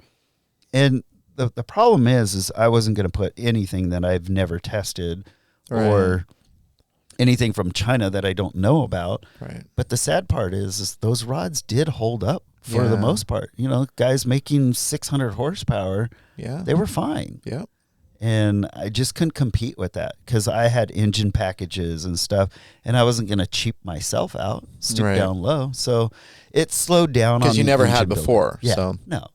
So, you know, people don't want to pay $680 for rods for a street car that they just wanted to hold up to 500 horse. So all I had was Cunningham rods, and those things were like $720. Those are expensive, yeah. And I had Crowder, yeah. And that was it. And then I had an aluminum rod that worked really good, and that rod was $550. What was that aluminum rod? Hold on. It wasn't a Potter. It was man. It wasn't a Manley. Nope. Man, okay, what was it? So a guy named Roger that worked for Arius, he worked for this company after work, and the company only did like rods and stuff like that. And you're killing me. What was the name? I'm dying. I'm dying too because I can't think of it. So Tom and I got hooked up with just blanks, and then we would trim and cut and and then give it back to them. Then they'd program the CNC to cut them, and I can't think of it. It'll come to you. It will. As soon as I drive away, I know. You just be like, bro, it's this name. So we had the first aluminum rods in Hondas, and I actually had a couple street cars that were running it, some LSs, and they drove it every day and never had any issues. And they went probably 100, 200,000 miles. I don't know, because the guy was a nurse, and he used to drive it every day back and forth to work and all that. And it was perfect. They got titanium rods now. Yeah, I know. It's wild. Well, the NSX comes stock that way. It's true. Yeah. It's still I have a tube chassis NSX, just chilling. Got to bring that thing out someday.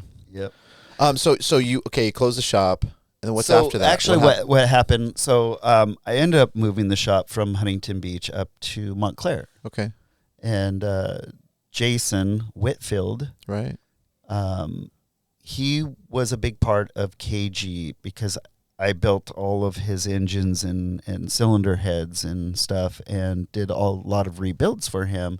So he was kind of keeping the shop going, my shop going, for many years, and he would be my drive, meaning I was starting to get burned out. So he would call me up or come down or send one of his guys down to check up on me. And it's hard not to get burnt out. Yeah. I mean, this industry is cars, it's like passion driven. Like we love cars. And I think I see it happen a lot. It even happens with me when, I've always tried to balance life out, but I feel like just at some point you burn out. Yeah. And you lose track of that joy for it and that passion for it. And that's what happened.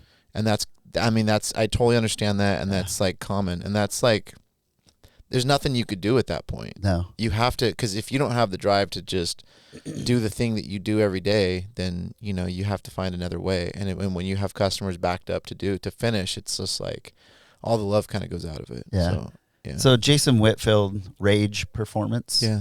And now he actually has, he's had it for quite a few years, and he's that company that makes all those cages. Okay. Yeah, I've been by there. Yeah. Yeah. He builds some really nice stuff. Yeah, he does those Great. mail to fit cages. Yeah. Drag cages. Yeah. And so Jason was kind of like that push, that fresh air of pushing me to keep going. So he's like, hey, why don't you move up here right next to my shop? Yeah. I can keep an eye on you, keep you motivated, Right. keep you busy. You can get stuff done quick. So I shut the shop down from Huntington Beach. Yeah. That was a 3,500 square foot building, and I went into, it's like 1,400 square feet. Right. And it was right next to him. So stayed busy. He kept me really busy, but then I was still burned out. Yeah. And Honda, like at that era, I think Hondas were kind of tapering off. They were. Yeah, big time. So it was 06. Yeah. And then by the time 07 came and the crash started happening, I got a little bit slower. And so I was already working for another company and doing my shop at night. And so I was getting home at like 12 o'clock, driving from Montclair to Huntington Beach because I was living deep into Huntington Beach. Yeah. So that was a good hour and 10 minutes. Yeah, that's rough. And so then I'd have to get up at 5 in the morning. Yeah. And then do it all over Wears you again out. and work. Wears you out. So got burned out, and then I finally said, Jason, I can't do it anymore. And he really disliked that because I did everything for him, and we built the last part of KG and Rage together as far as keeping busy. Right. And he would have to find someone new, and I did tuning there, but at the same time, Jason was learning how to tune too. Right. So that was really cool. And he bought a dyno and all that. And then so I finally shut it down in 07. Wow.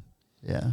Right before it all the economy fell apart. Yeah. It's probably good I guess timing. So, It's really good timing, yeah. Because then I went into NMRA, NMCA drag racing series, right. and I worked for a company, and I was out on the road a lot.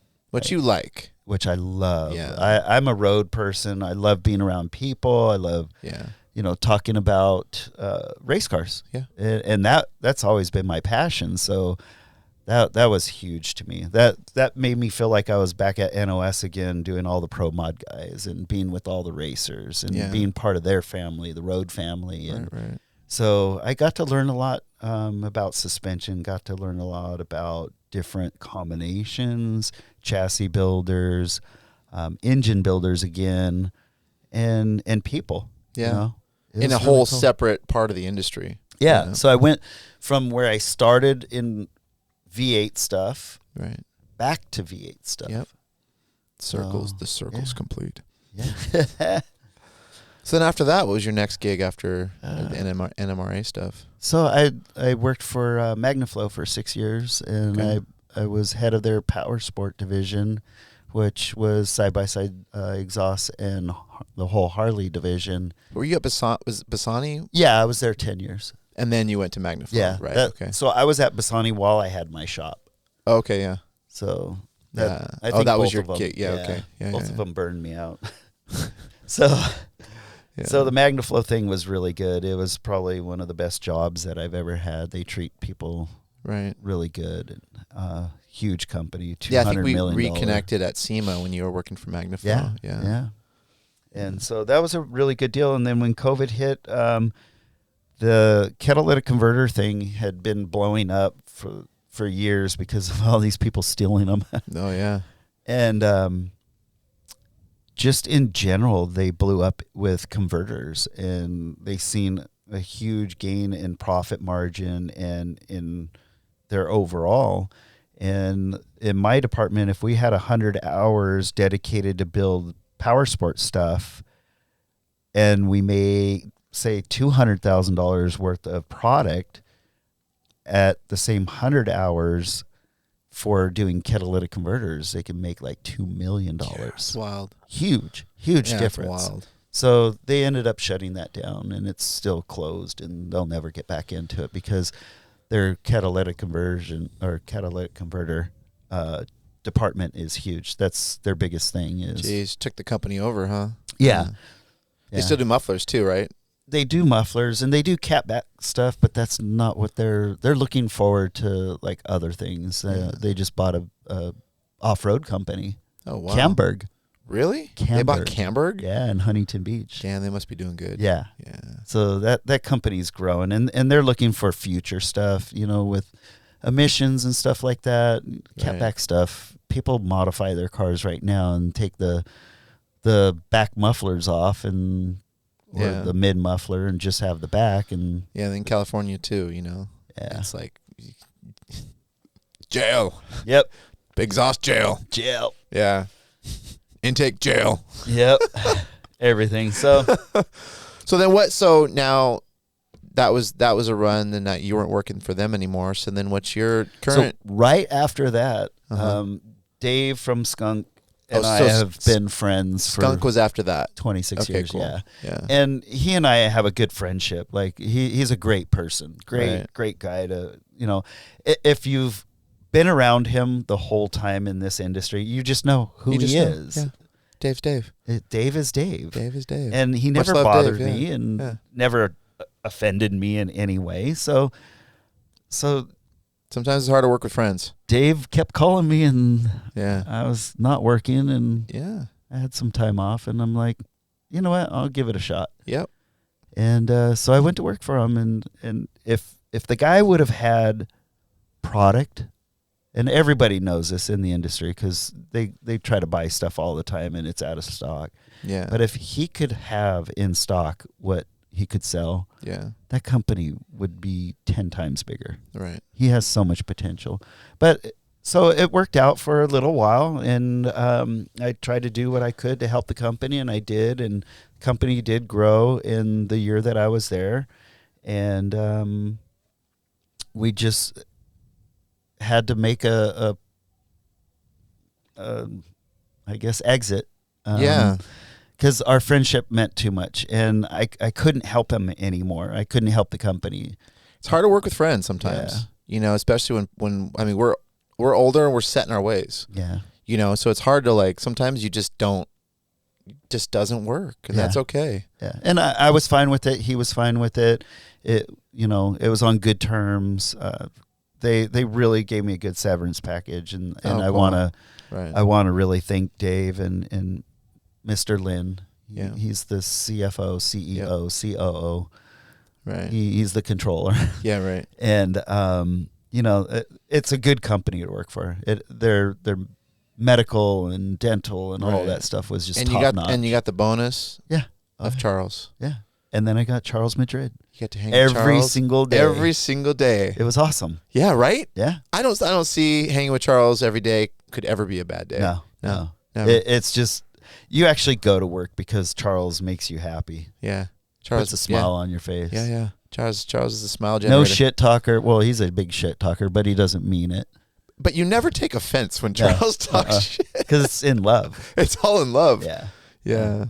And then after that. So now I'm at BDS. Yeah. And BDS. So blower drive services. Back when I was with Bassani, Steve Yetsky, the owner of BDS and BDL and JMAR and all these other companies. BDL Industries, which was and BDL, which was formerly STR, Yes. which was huge. Huge. It was the the first people to make fuel rails, right? STR, And throttle bodies, bodies, and not cam intake gears. manifold, sheet metal intake manifolds. Yeah, I got one of those. I got 2 of them. Missing one of the runners. It's unassembled.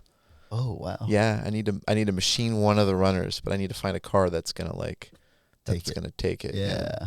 Cool. So Steve, I've known him since I was at Bassani. Right. He was machining our billet tips for our motorcycle exhausts, and I met him back 13 years ago. Because you're just down the street. Yeah, it's on the same street. Same street, yeah. Just like that's the connection. I was wondering the connection. I was going to ask, what's that connection? What led you here? Yeah. Yeah. So I kind of knew, well, I was in the motorcycle industry for 16 years total. Right. The Harley stuff. And being around Steve in the Harley industry is where our friendship grew. Right. And I had this weird feeling. The man above told me what to do. God, And however you want to say it, yeah. I went to Steve's shop one day and said, "Hey, is there anything I can do for you?" And he's like, "Today is the most blessed day that I've had. I bought some CNC machine or hobbers or something from PM, Performance Machine." Right. And he goes, "You walked in the door." And I was like, "Cool." So we talked, and he wanted me to come over here and help David Garcia run BDS and actually run the company. So Steve Yetzke comes by and just checks in to see how the shop's doing, and been here since July 5th. Wow. Which July 4th was like a Sunday, and Monday I was here. Monday you were here. Yeah. With a bang. Yeah. 4th of July. It was. Yeah. Yeah, I mean, Steve's a great guy. So if you guys have seen my cars, they used to have STR logos on them, and then they went to then they became BDL, and I ran BDL stuff on the car. So if you look, some of the cars have the BDL stickers on there, but I've been running BDL stuff forever. Till the industry side, they shut it down, which was a sad day. Really sad day. Yeah, but it was all those, beautiful cam gears, beautiful fuel rails. It was like... And it was all built in-house. All built in-house. And the fuel pressure regulators, the diaphragms were even made. There's which is right next door, which is like right outside of the left side, the driver's side of the bus. On his side. That's where all the rubber stuff is made, and all the diaphragms are made in-house, quality controlled specifically. It's wild. Yeah. Pretty cool. It's pretty cool. So one part of his company is a broaching company. Right. And that's the rubber side. And they make these impellers for like tugboat water pumps and speedboat water pumps. And then they make these impellers for like medical devices that suction. That's so crazy. Stuff out of you. All those cool injection molded. Big milk companies and their pumps are using his impellers. But I think they want to hear about what BDS does. Like blower drive services. So blower drive service builds everything out of billet. Right. But what do they build out of billet? Everything from the case. But what are you building? What thing are you building? Big supercharger. Big superchargers. From a little 471 to a 1471. They used to make 16s, but they're not that popular. I think a 471 on a 4-cylinder would most likely send the rod out the block. Oh yeah. I mean, these things are the case on a 471. It'll make like 200 horsepower of air. What's the parasitic drag on that? Well, on a 471, it's got to be like 100 horsepower of parasitic drag or something like that. No, they actually, because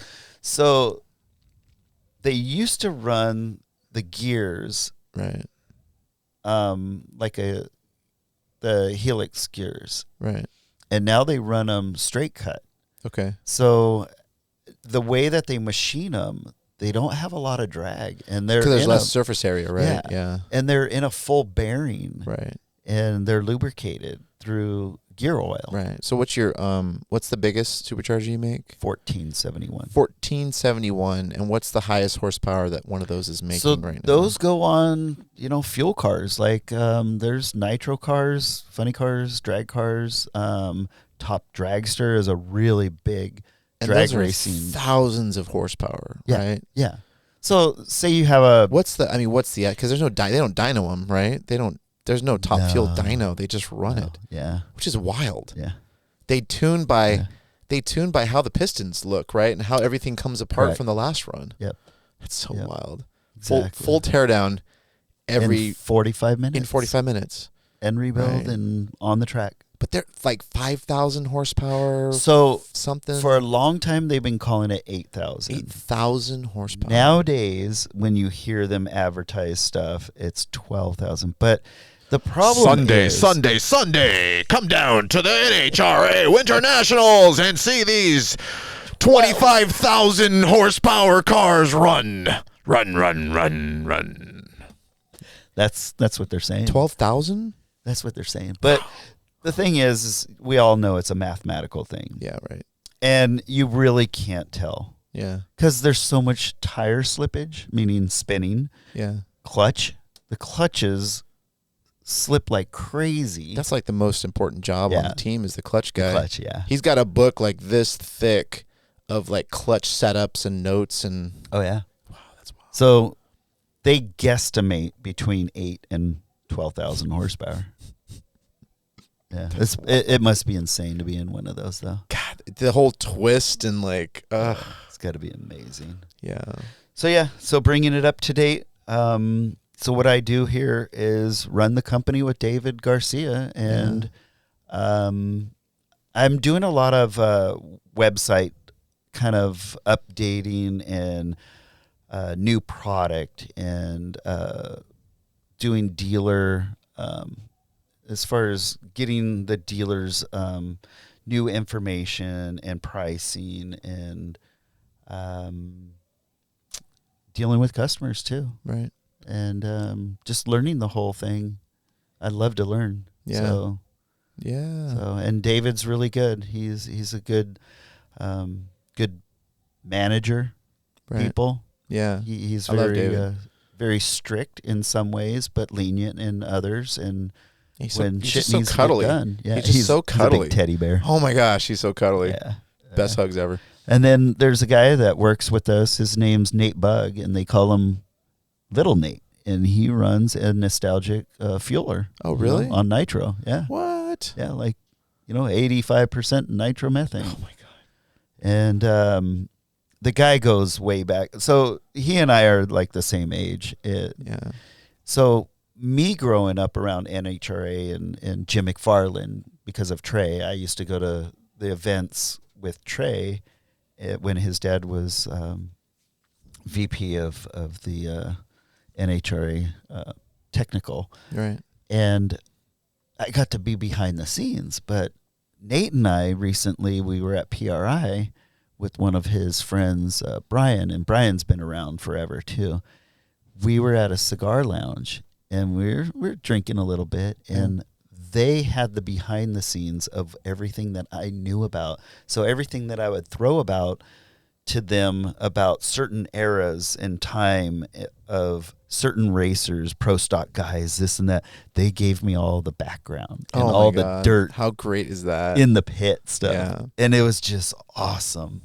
So Nate actually still races. He does the Bakersfield March meet. Oh, cool. The nostalgia dragsters, yeah. Yeah.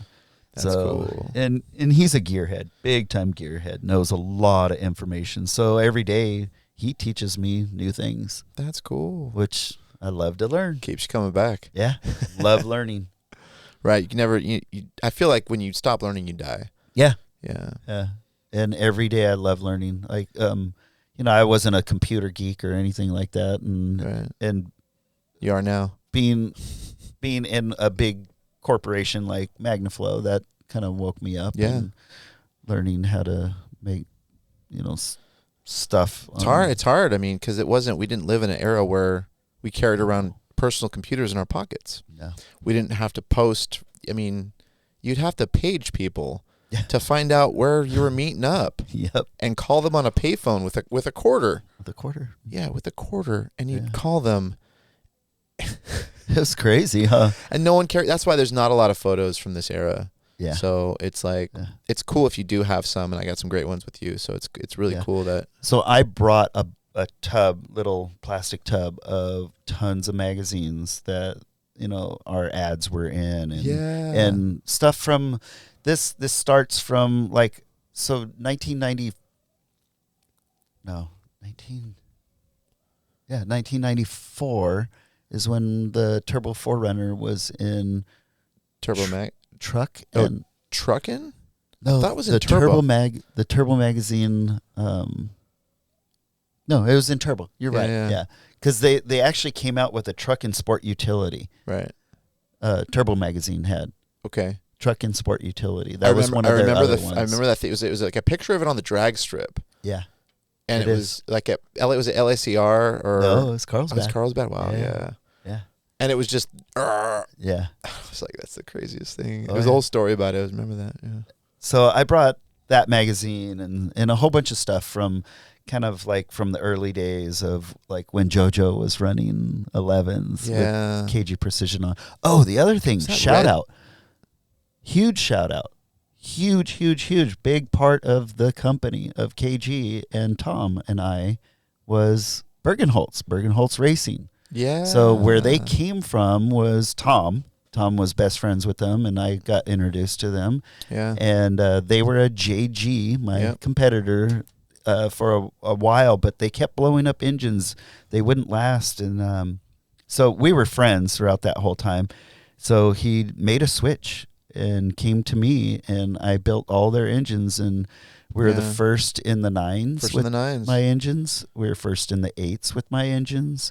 At one point, the CRX actually went a whole year on one engine, pulled it out at the end of the year, and I had a fresh engine for it. But at the end of the year, there was a race in Las Vegas. That was the time that it snowed. Remember it snowed? Yes. Yeah. I definitely remember that. That was Desert Storm. So it was an event called Desert Storm, and we went out. It was 2001. 2001? No, it had to be before that. It was. That's when I retired. Oh. That race. Was it 2001? Yeah. When it snowed in Vegas and they canceled it? No. Oh, the next day we ran because it melted. Really? Yeah. I'm thinking of the one when it was the old track.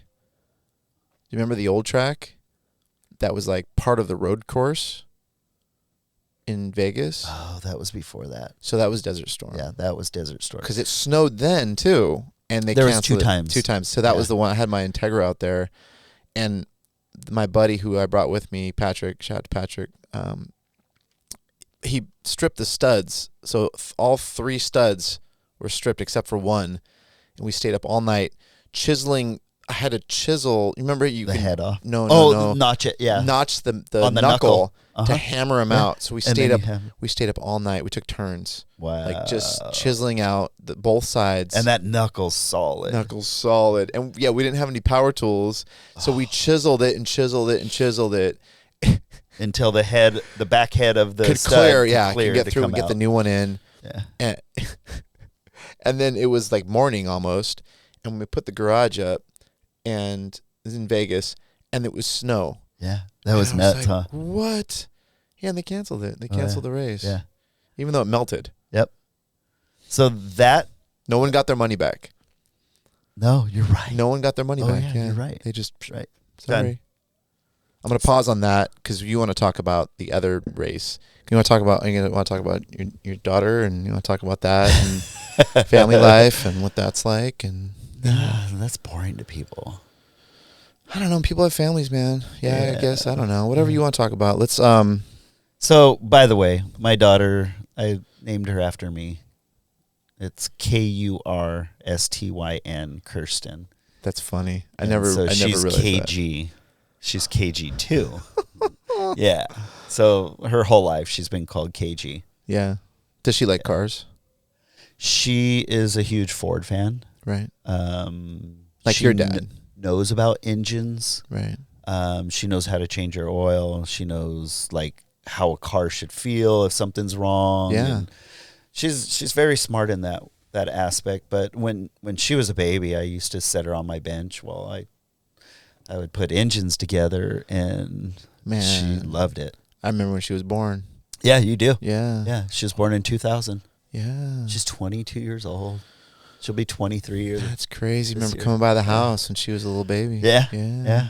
Pretty crazy. That's crazy. Yeah, she lives in Texas now. She got the hell out of California. There's She a lot got of people lucky. are doing. There's a huge vacuum. Yeah. Very, very lucky. Yeah. So I was just out there recently hanging out with her. We still have bitchin' relationship. Perfect. Talk every single day, 2-3 times a day. Yeah. Yeah. She's That's- going to school out there. She just got married last year Yeah. in October. Congrats. Really good Yeah. Texan boy, and he's has his journeyman. They're planning on kids anytime Yeah. soon. Not soon, because they want to. Can't wait to call you Grandpa Kurt. Yeah. Yeah. Grandpa Never. Kurt. Never. What's up, Gramps? Too young for that. Grandpa KG. People can't be grandpas at 30. You can pull it. You can pull 30, man. I don't know. Maybe 38. Maybe 38. Wow. So let's talk. So Vegas. So Vegas, real quick about the Bergenholtz thing. So I didn't have an engine for my car. Bergenholtz had a new engine in theirs, and I asked Ed, I said, hey, can I borrow the engine from your car? There's nothing wrong with it. We just need to go through it. Right. And he's all, yeah. Well, I got to run that event, and in the first round of eliminations, doing my second gear burnout, like Yeah. I always did, to make some serious smoke. Make some smoke. Yeah. Because I was the John Force of the import scene, because I love to do big burnouts. Do it for the people. You do it for the people. And had free tires all the time for Yeah. Marvin from M&H, because I was the tester and all that. Right. And dropped a valve. Oh, That was my end of my career. Wow. So I said, no more racing. Let me put all of my energy into the guys who raced for me, Yeah. and sold the car, and Yeah. had Levon Isley that Yeah, ran for me, and Yeah. Yeah. he was my fastest guy. He was in the 930s. Palmdale kid. Palmdale kid, yeah. Yeah. Levon was awesome. That guy's a multimillionaire now. Really? Yeah. Good for him. I hang out with him all the time. Yeah. He's wanting me to find him a DCB M31. It's about $450,000 for this summer, and Yeah. Tell him I say what's up, man. Yeah, I will. Yeah. Yeah. That Yeah. guy was always good. yeah, Good he does people, all those isn't he? solar farms. Oh, really? Yeah, Yeah. He had that silver EK. silver EK. Yeah, went to Bandamere. Went a lot of places with him. Everywhere Yeah, with went him. Everywhere. Yeah, he was diehard. Yeah. Diehard. Yeah. And KG. always had a smile. I loved it. Always. No matter what went Always. down, he was always happy. And he worked his ass off for everything that he got. Yeah, I remember that. He'd work his ass off just to buy anything for his car. Yeah. Yeah, I remember Yeah. that. He had that silver. He got the silver dually to match his car. Yeah. Yeah, I remember that. Yep. Yeah. So that was it.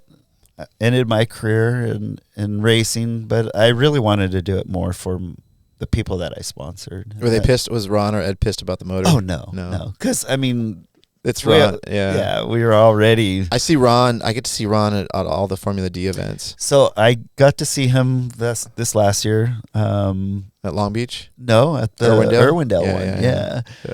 And he said the same thing. He's like, Kurt, you know how Yeah. he talks. He's like, dude, did you make a deal with the devil? Because you don't look a day older.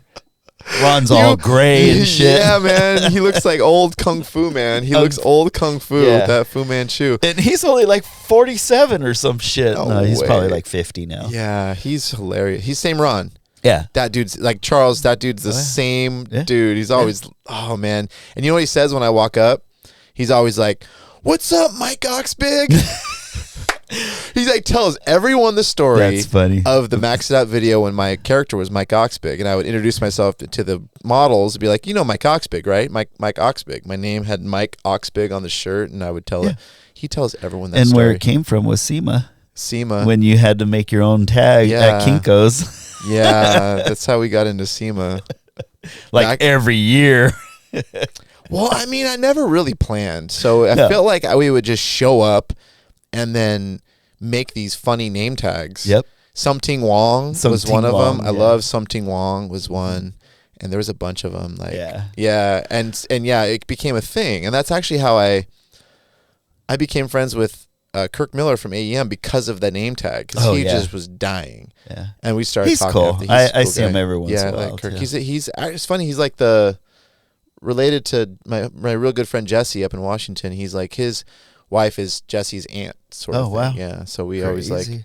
it's this weird. And then Jesse was the media guy for Matt Van Kirk's team for the Formula Drift team that I ran in crew chief forever.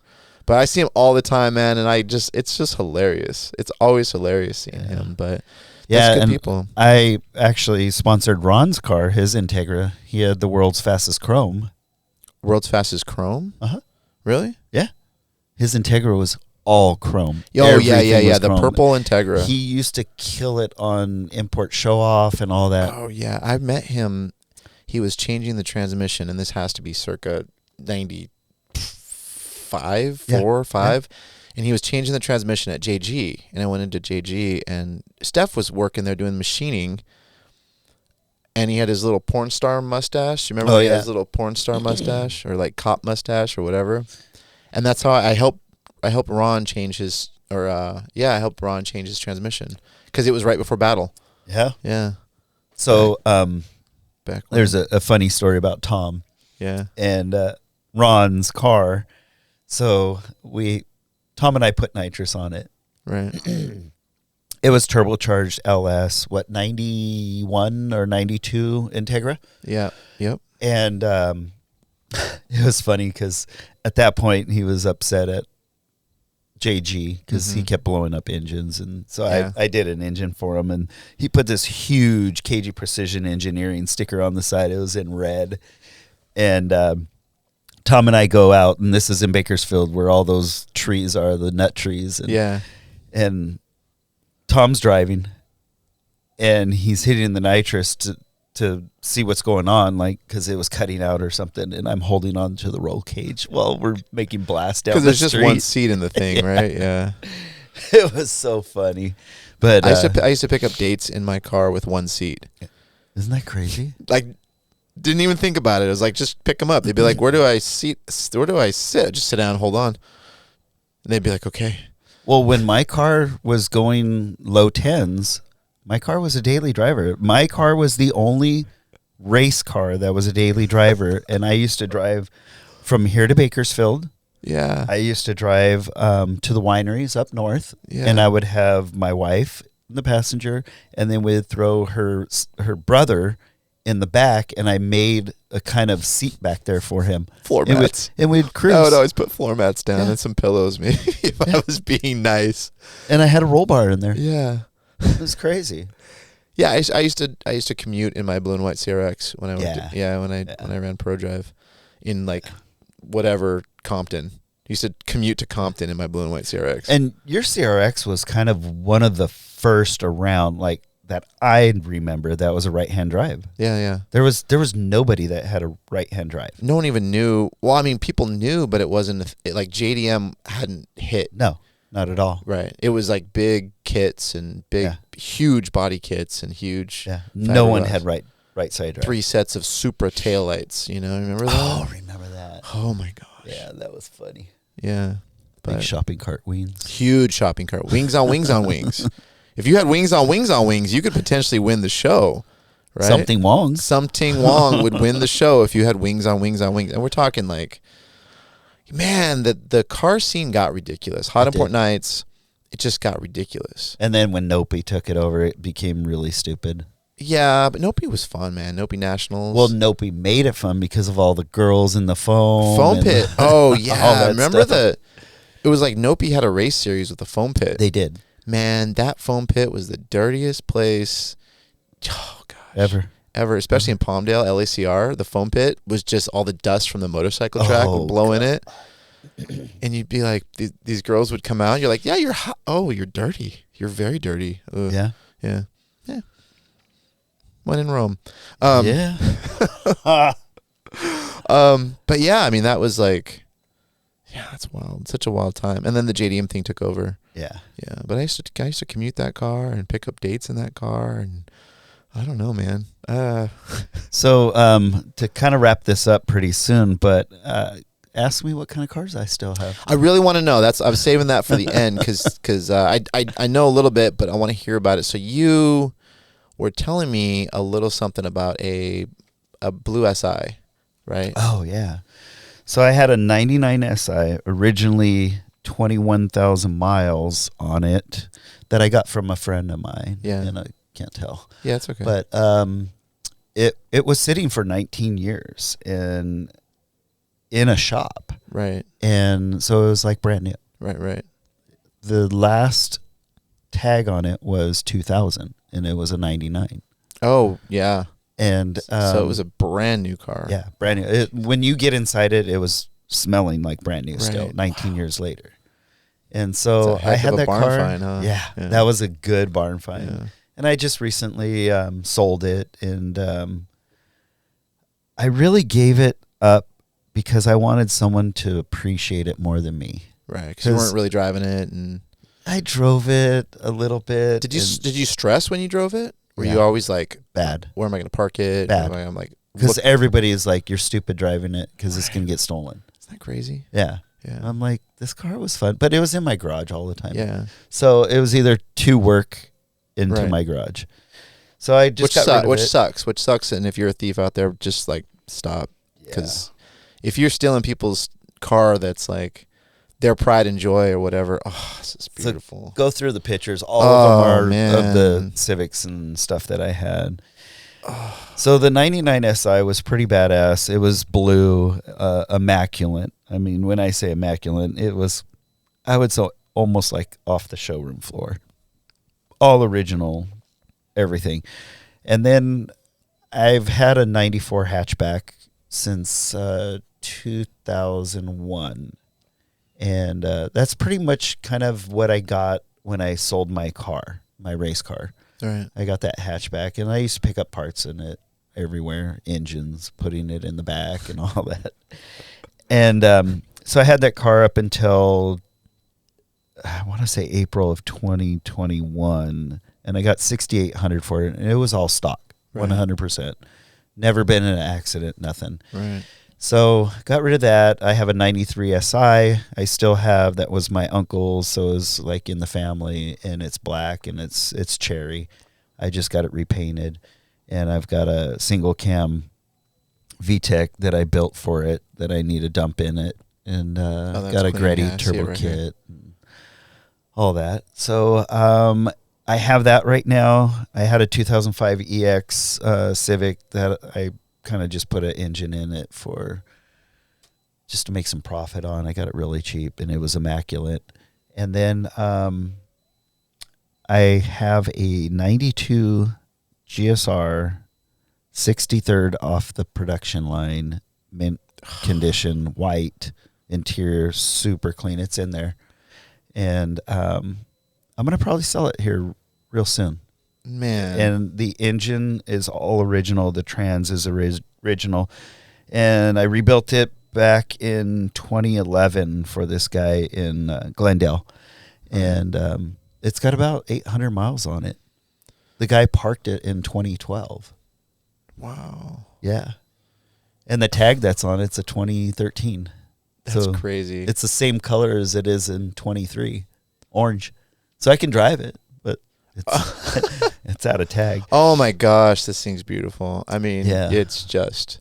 Yeah. So it's got those. Hopefully, I can get these files and show you guys. Oh, It's got those those DBs or DA essentially, but DB, Integra. those Schumachers that everyone wants. Yeah, those SSR Schumachers. Yeah. This thing is way up in the air. So anyone though, that wants a man. 92 GSR that's immaculate, engine's perfect, the trans has just gone through with diff and bearings and synchros and all that from Synchrotech. $2,200 Is that just in the HKS trans. exhaust on it? What It has that dual H gate. Oh, That exhaust, I was told, is about worth $3,500 right now, and it's clean. It's super clean, not rusted, nothing underneath. no. It's You got just all can't- Coney suspension on it. Yeah, you just can't find them anymore. No. This exhaust.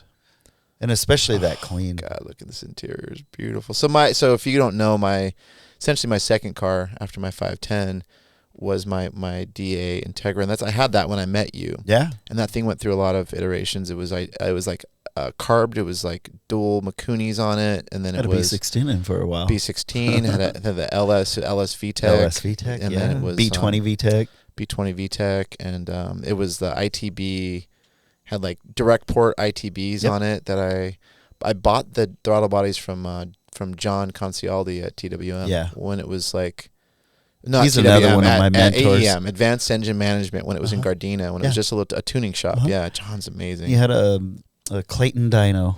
Clayton dyno, yep.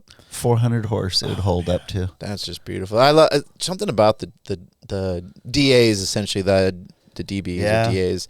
Yeah, they just feel like home. And I think when you spend a lot of time in a car and you sit back in that car, it just wraps around you like a big hug. I just feel like.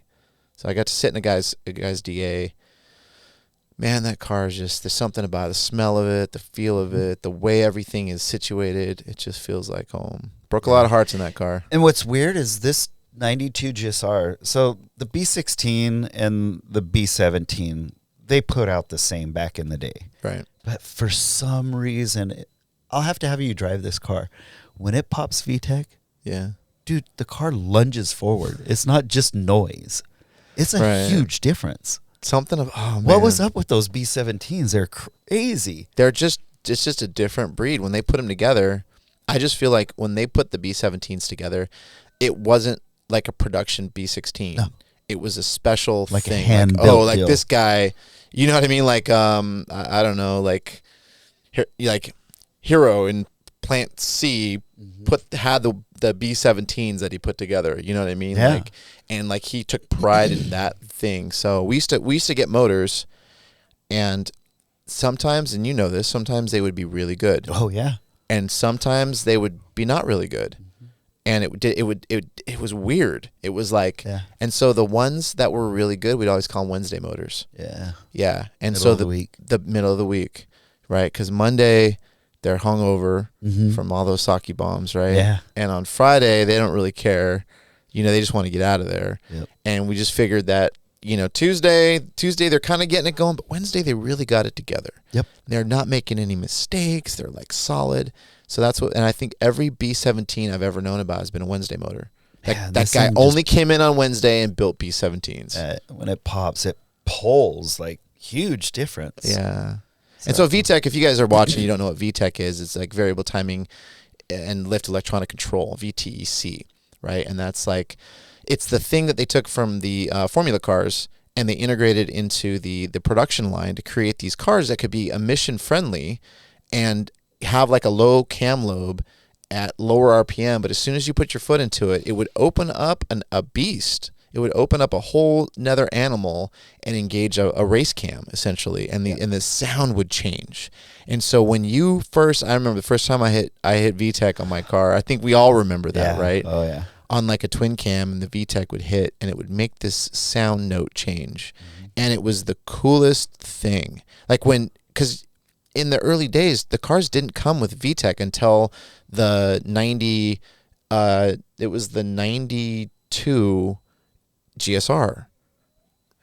So right? Was the first U.S. production car that came with VTEC. And then in 93 was a single cam. 93 was a single cam. Yeah, and then it was like the twin cam VTEC. That was the first car. So that's the first car, twin cam VTEC, that came that had that. Yeah. And I remember I had a Chilton's manual, and I put a B16 in my DA, and I had to like go through wiring stuff for days, and I mixed up two wires, and it didn't work. And finally I went through it again and swapped the wires, and my neighbors must have hated me. That thing was pop VTEC, open header, popping VTEC, just I used to drive by a homie's house.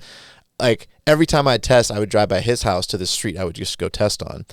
And he was like, he lived with his grandparents. He never told my grandparents that was you, because they hated you. They could hear you coming, and they always tried to run out and like get your plate or something. So they wanted to kill you. So But if yeah. anyone wants that 92 GSR, get with Greg. I can't believe you're selling it, man. You know what? I got to get rid of some stuff. I would sell everything else but that, man. But your love is the EG. My EG is like always been. So once I get this EG back together, because it's all fresh, brand new paint. Yeah, you're gonna all love the windows are out. That's your so it's keeper, all huh? new glass, all new molding, front windshield, side windows, all the side moldings, right. Pillar moldings. I have everything new from Honda. That's wild. Which is gone. You can't find any of it. that. It's all like So all the weather stock, stripping around the doors, right? all new. Wow. All new. So that's why you're putting a single cam in it. You're making like an era correct. Era correct everything. Jeez. Yeah. And the interior is beautiful. And then a buddy of mine has those Type R Civic, those velvet with the red stitching. Oh yeah, Type R seats. The Type R seats. Yeah. He's given me the front and rear for it. What? Yeah, because you could swap them. Yeah. That's gonna be cool. So, and if I don't like that thing, I'm gonna get rid of it. Man. And then I'll just have my big red truck that I've had since 99. I have such a hard time getting rid of anything. Yeah, me too. I still have everything. Well, my dad... Except the DC-2, I got rid of that because I went and tried to sail around the world, but that's another story. Yeah. But I sold that, and that's what funded it. But my dad and I, back in 79, bought a brand new F350. Right. And I still have it. It's mint. Really? Yeah, two-tone blue, Jeez, 460 wow. C6. Yeah. Yeah, I drive it to work. That's cool. Yeah. Because it's only 2 miles away, and it gets 5 to 6 miles to a gallon. Yeah. Yeah, so you have to fill it every time you drive. I watch the gauge go down.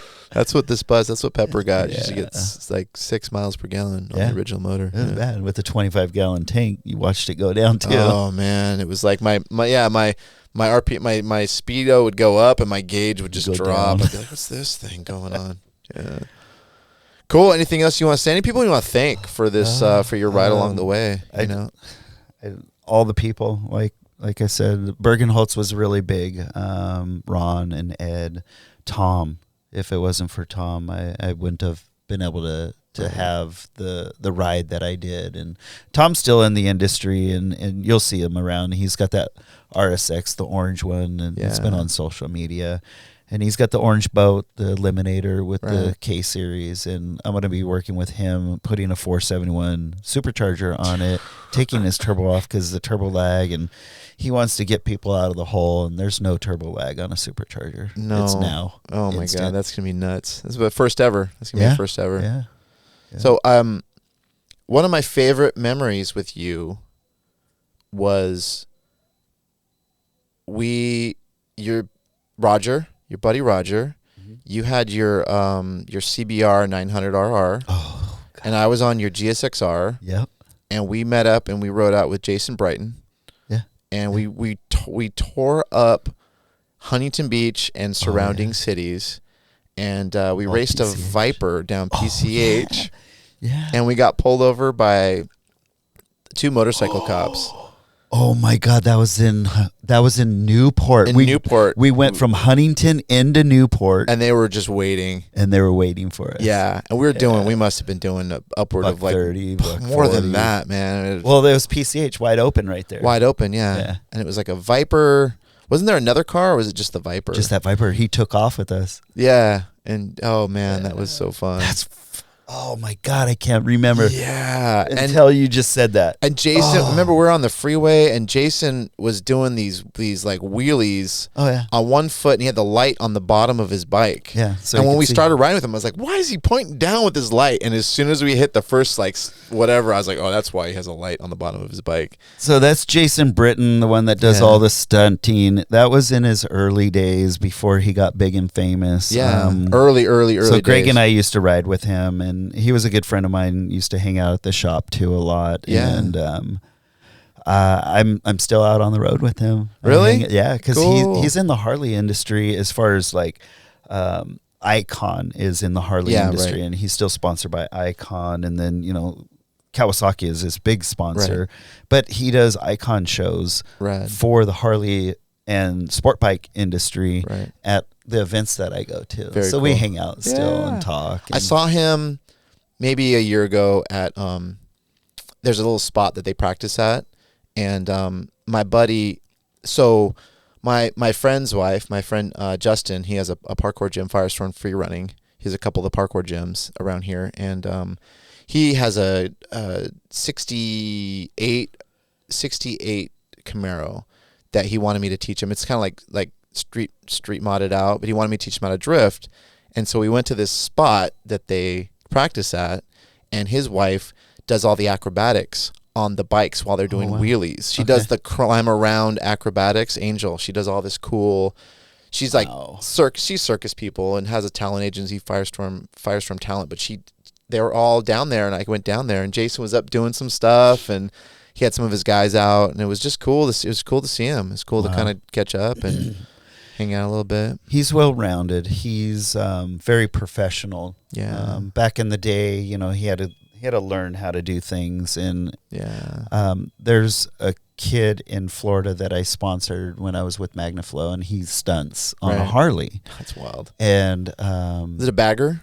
It's a bagger and a Sportster. He's got both. That's wild. And so at one event, this was in Madison, Wisconsin this past year, I actually introduced Brandon to Jason. Yeah. And they talked for hours. Right. And one of the biggest things that Jason told him is, anyone can stunt. Right. But being professional about it is how you're going to make a living. Right. And stunting on the street with cops chasing you and running from cops is not the right way to do it. Well, I think he peeled off before we got pulled over. I think that night. That was probably what happened. But we all got, I think it was you and me and Roger and Tim. Yeah, Tim Fem. Yeah. And I think we cruised out, parked our bikes, and came walking up. Yeah. But yeah, you guys are just hanging and like shooting the shit and just talking, and they were talking about the bikes, and they were just having a good old time. And we didn't get tickets. No one got tickets. No. And remember, the Viper guy was sitting there for like a half an hour, and then he finally just off. Like slowly drove away. Yeah, and then the cops were like, "Huh?" And then that's why they didn't give us a ticket. That was so funny. Yeah, they were just cool. Yeah, it was like the first time I'd ever experienced cool cops. Yeah. Oh man, that was funny. That's right. He was sitting there idling, and the cops were talking to us and told that guy to stay there. Stay there. And then it was like 10 minutes. Something more than that. Or more than that. And then the guy just started slowly pulling away, and they let him go. That was funny. That was a good night. There's a lot of good nights, but that was one of them. Yeah. But yeah, shout out to Tim Pham, because he was with KG like up until the end. And then he opened his own shop, Smog Doctor, in Westminster. I heard that. And he's doing really good. And he's got his race car out. So he's got a 91 Civic. Yeah. What did they call that? I guess they called it the hatch, like staff hatch. It's a ED9. Yeah. It's a hatchback, Civic and hatchback. And he has Aaron Schlei's old motor. Are you serious? Engine. Ooh, I said motor. The first time you caught me. So what are we talking, Teslas here? He just, you are. He just went to Irwindale and ran it. Yeah. And first time out. For IFO? Did he go out just to run it? Yeah, just their little street drags or whatever. And, dude, that engine still runs perfect. And I built it back in the day. How's Aaron doing? You ever talk to him? So every once in a while, he's at a dealership down in Irvine. Okay. He's doing good. He's not doing anything with Schley Tools or anything? No, just his one brother, Chad. Yeah. Chad runs the company. Wow. Yeah. They were at SEMA. Did you see their booth? I saw them at SEMA, yeah. So they had a nice big booth. That was their first time in the SEMA building, because they're always in the Apex. The Apex. Yeah. So killer. Yep. That's cool, man. Yep. Anything else you want to add before we shut this party down? No, I think we covered like basics. I think it's so hard to get all. We're just saying. I think it's so hard to get everything because there's so many people like that whole Valley era. Of the drag racing, street racing stuff, and there's so many people like Archie and all those pioneers too. Well, I'm hoping that my whole thing for this is to try and get all those people sitting down and talking about it, because there's stories that a lot of them are going to overlap, but there's stories that I I don't remember. I don't, there's too. things that you forgot. You forgot about racing a Viper down PCH. You know what I mean? Completely. And how cool is that? And that's like, Yeah. that's a piece of a time capsule that like wasn't documented because we didn't have phones with cameras on it. We didn't really think to document this thing that we had. No. And we were all essentially family because we all had this thing. We were a minority in this bigger world. We were this subculture and this counterculture, and we adhered to it. And if you were into it, just like you said at Brotherhood Raceway, Terminal Island, it didn't matter what race, religion, creed, or what gang you affiliated with, which sometimes actually mattered, but like, or what crew you're with, even though the rivalries happened, you were still, at the end of the day, you were all car people, and you all still bled octane, and that was like the coolest thing. And if you met people who were as crazy as you were to try and modify a 4-cylinder Honda or a 4-cylinder like sport compact, you were a lawnmower with nitrous. Lawnmower with nitrous, right? Shout out to Briggs and Stratton out there making lawn go faster. We were family. Yes. You know what I mean? In all stages of the word, we were family, and because we shared this unique obsession, and I think these stories need to be told because I think like. You remember driving down the street getting pulled over every day if you drove it, right? Mm-hmm. And just get harassed, right? Because we adhered to a minority subculture. We were in a minority. Yeah. We weren't big blocks. We weren't big old, muscle car things that was accepted. We were harassed for adhering to our minority, right? Yeah. And so pulled out of the car, beaten, like searched. How many times do you get your car searched for no reason? All the time, I bet. Right, I got a shoebox full of tickets. Yeah, I did too back in the 80s. Licensed, just suspended, all that stuff. So there was a story I could tell real quick. Okay. So we used to go to Stadium Way, which is Riverside Drive. That was where Dodger Stadium is. Mm-hmm. And that strip along the 5 freeway is where we all used to race. Right. And with my Capri, this is way back. Started racing and got pulled over. Got the exhibition of speed. Yeah. And this was 1985 or 1986 because I just had gotten the car from my brother and started street racing it. And I didn't get it impounded back then. They didn't impound. They actually gave you a ticket. Yeah, and let you roll. Well, I went to court, and it was Pasadena court because I lived in Alhambra. Yeah. And it was a $170 fine and 6 months suspension of my license. That was it. Wow. $170. I still have the fine and the ticket and everything. Wow. Yeah. Now look what it is today if you get caught. It's a $1,000, more than $1,000, because your impound is like a 90-day impound. Yeah. Well, depends if they still do it. Yeah. Yeah. They still impound. And then it's you're into it. Probably thousands. Couple $1,000 probably. Get by a the time lawyer. You get your car out, whatever. Yeah. Plus 2 points on your record. 2 points, yeah. I had 24 points at one point. I think 24 points. This is a fun little story. I went to the judge, and he looked at it because I didn't pay the tickets for a long time because I knew. I had let them all stack up, and then I went. My uncle Jim took me around to every single one, and in one day or in like a course of a week, the last one was Fullerton, North County Municipal Court in Orange County. I went there, and which was way better than Westminster. Westminster was the worst. Oh, they were bad. They would like put you in jail if you couldn't pay that day. It was gnarly. But Fullerton, I saved Fullerton for last, and I went in there. Judge Stone, never forget Judge Stone. Went up to him, and he looked at my sheet because they'd all cleared. Right, because we paid them and whatever, they all cleared. They all went on my record, and he just looked at my thing, and he's like, "Whoa!" He's like, "You got this is 24, 26 points. You got 26 points. You have 26 points on your record." And I said, "Yes." I said, "Yes, Your Honor. I got absolutely." And he's like, "Well, you seem proud of that." I said, "I am." Right? Whoever gets the most points wins. Of course, you remember me back then. Mm-hmm. I'm kind of a punk kid, right? Yep. And he's just like, "Oh, okay. All right, you won, absolutely." He's like, "You still got your license, right?" I'm like, "Absolutely. Love driving." And so he's like, "Let me see your license." And he looked at it. And he's like, "Yeah, it looks like a good picture." And he asked the secretary for an envelope and some scissors, and he cut it up into small pieces, and he put it in the envelope, and he wrote "Grand Prize" on the envelope, and he handed it to the bailiff, and the bailiff handed it to me. He's like, "Congratulations, you win. Revoked indefinitely." Oh. I had a revoked indefinitely license. No suspension. No. I had a revocation indefinitely.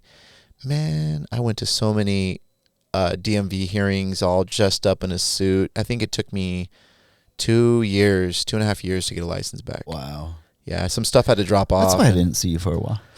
No, I just had my girlfriend drive the car at the time. She would drive me to the street races, and I would hop in, and you know what I mean? That's why Kim used to drive you to my house. That's why Kim used to drive me to your house. She ran in the week I bought one-piece headlights. She drove into another car. It was like on my birthday. She drove into another car coming back from work to pick me up. So broke my headlights. And she misshifted on the way to Vegas. Remember that? Remember we had to do valves? Oh, yeah. She misshifted. She realized that from fifth to, was it third to second or something? She went to the wrong gear. I think she went to second instead. Oh, she went from fifth to second. Second, yeah. Wing! Oh, man. That was fun. But yeah, good times. Crazy. Yeah. Car went faster after that. Put new valves in it. Oh, yeah. Yeah. Well, I just want to say, I want to say thank you. Because you've sponsored my builds and my cars for so many years, and you were a big part of why I went fast and made money out there, and you were a big part in why I was very successful in a lot of the things I did later. You know what I mean? And I always value our friendship, and I always value our time together, and that's like a big part of my my life was spent in your shop, and just the fun times we had. So I just want to say thank you for being there. Thank you for being there. Yeah, and thank you for your CRX having the sticker of the shop was just the best thing that could have ever happened for Fast and Furious and all of your other adventures that you had, because it was always on there. I always put it on, man. Always gave me props. Always, man. Yeah, it's got to be real like that, you know? A lot of times people like shift and do stuff, but I just try and maintain that like realness, I'll always have it on that car.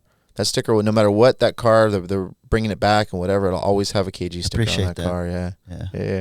All right. Yeah. Well, love you, brother. Thank you for being on the show. We'll do like a far away because the mics, we're all the way across the couch. Yeah. But cool, man. Yeah, I wish you success in the endeavor. And I know you'll have so much fun working here at BDS and for Steve and with David. Yeah. I know. This is my home. This is where I'm gonna retire. Beautiful. Yeah. Well, you're close, man. We gotta hang out more. Definitely. All right, brother. Cool. Well, hey, you've just watched another episode of Burning Tires, a Buscast with Greg Leone, and our guest is Kurt Gordon on here. And if you guys be so kind as to like, subscribe, and to what's the other one they do? Leave some comments. Tell your friends. You know what I mean? Tell your grandma. Tell your mom. Tell your people. Hopefully we weren't so boring. No, we're not boring. This stuff. People want to know this stuff because there's no other source for it. Yeah. Where are you going to find out about it? So this is the real true deal of the old school of sport compact street racing and the rise of it. And so this is one of the guys who's been there from the beginning. And thank you guys for tuning in. And I'll see you guys on the next one. Thank you. Woo, bye. And we're out.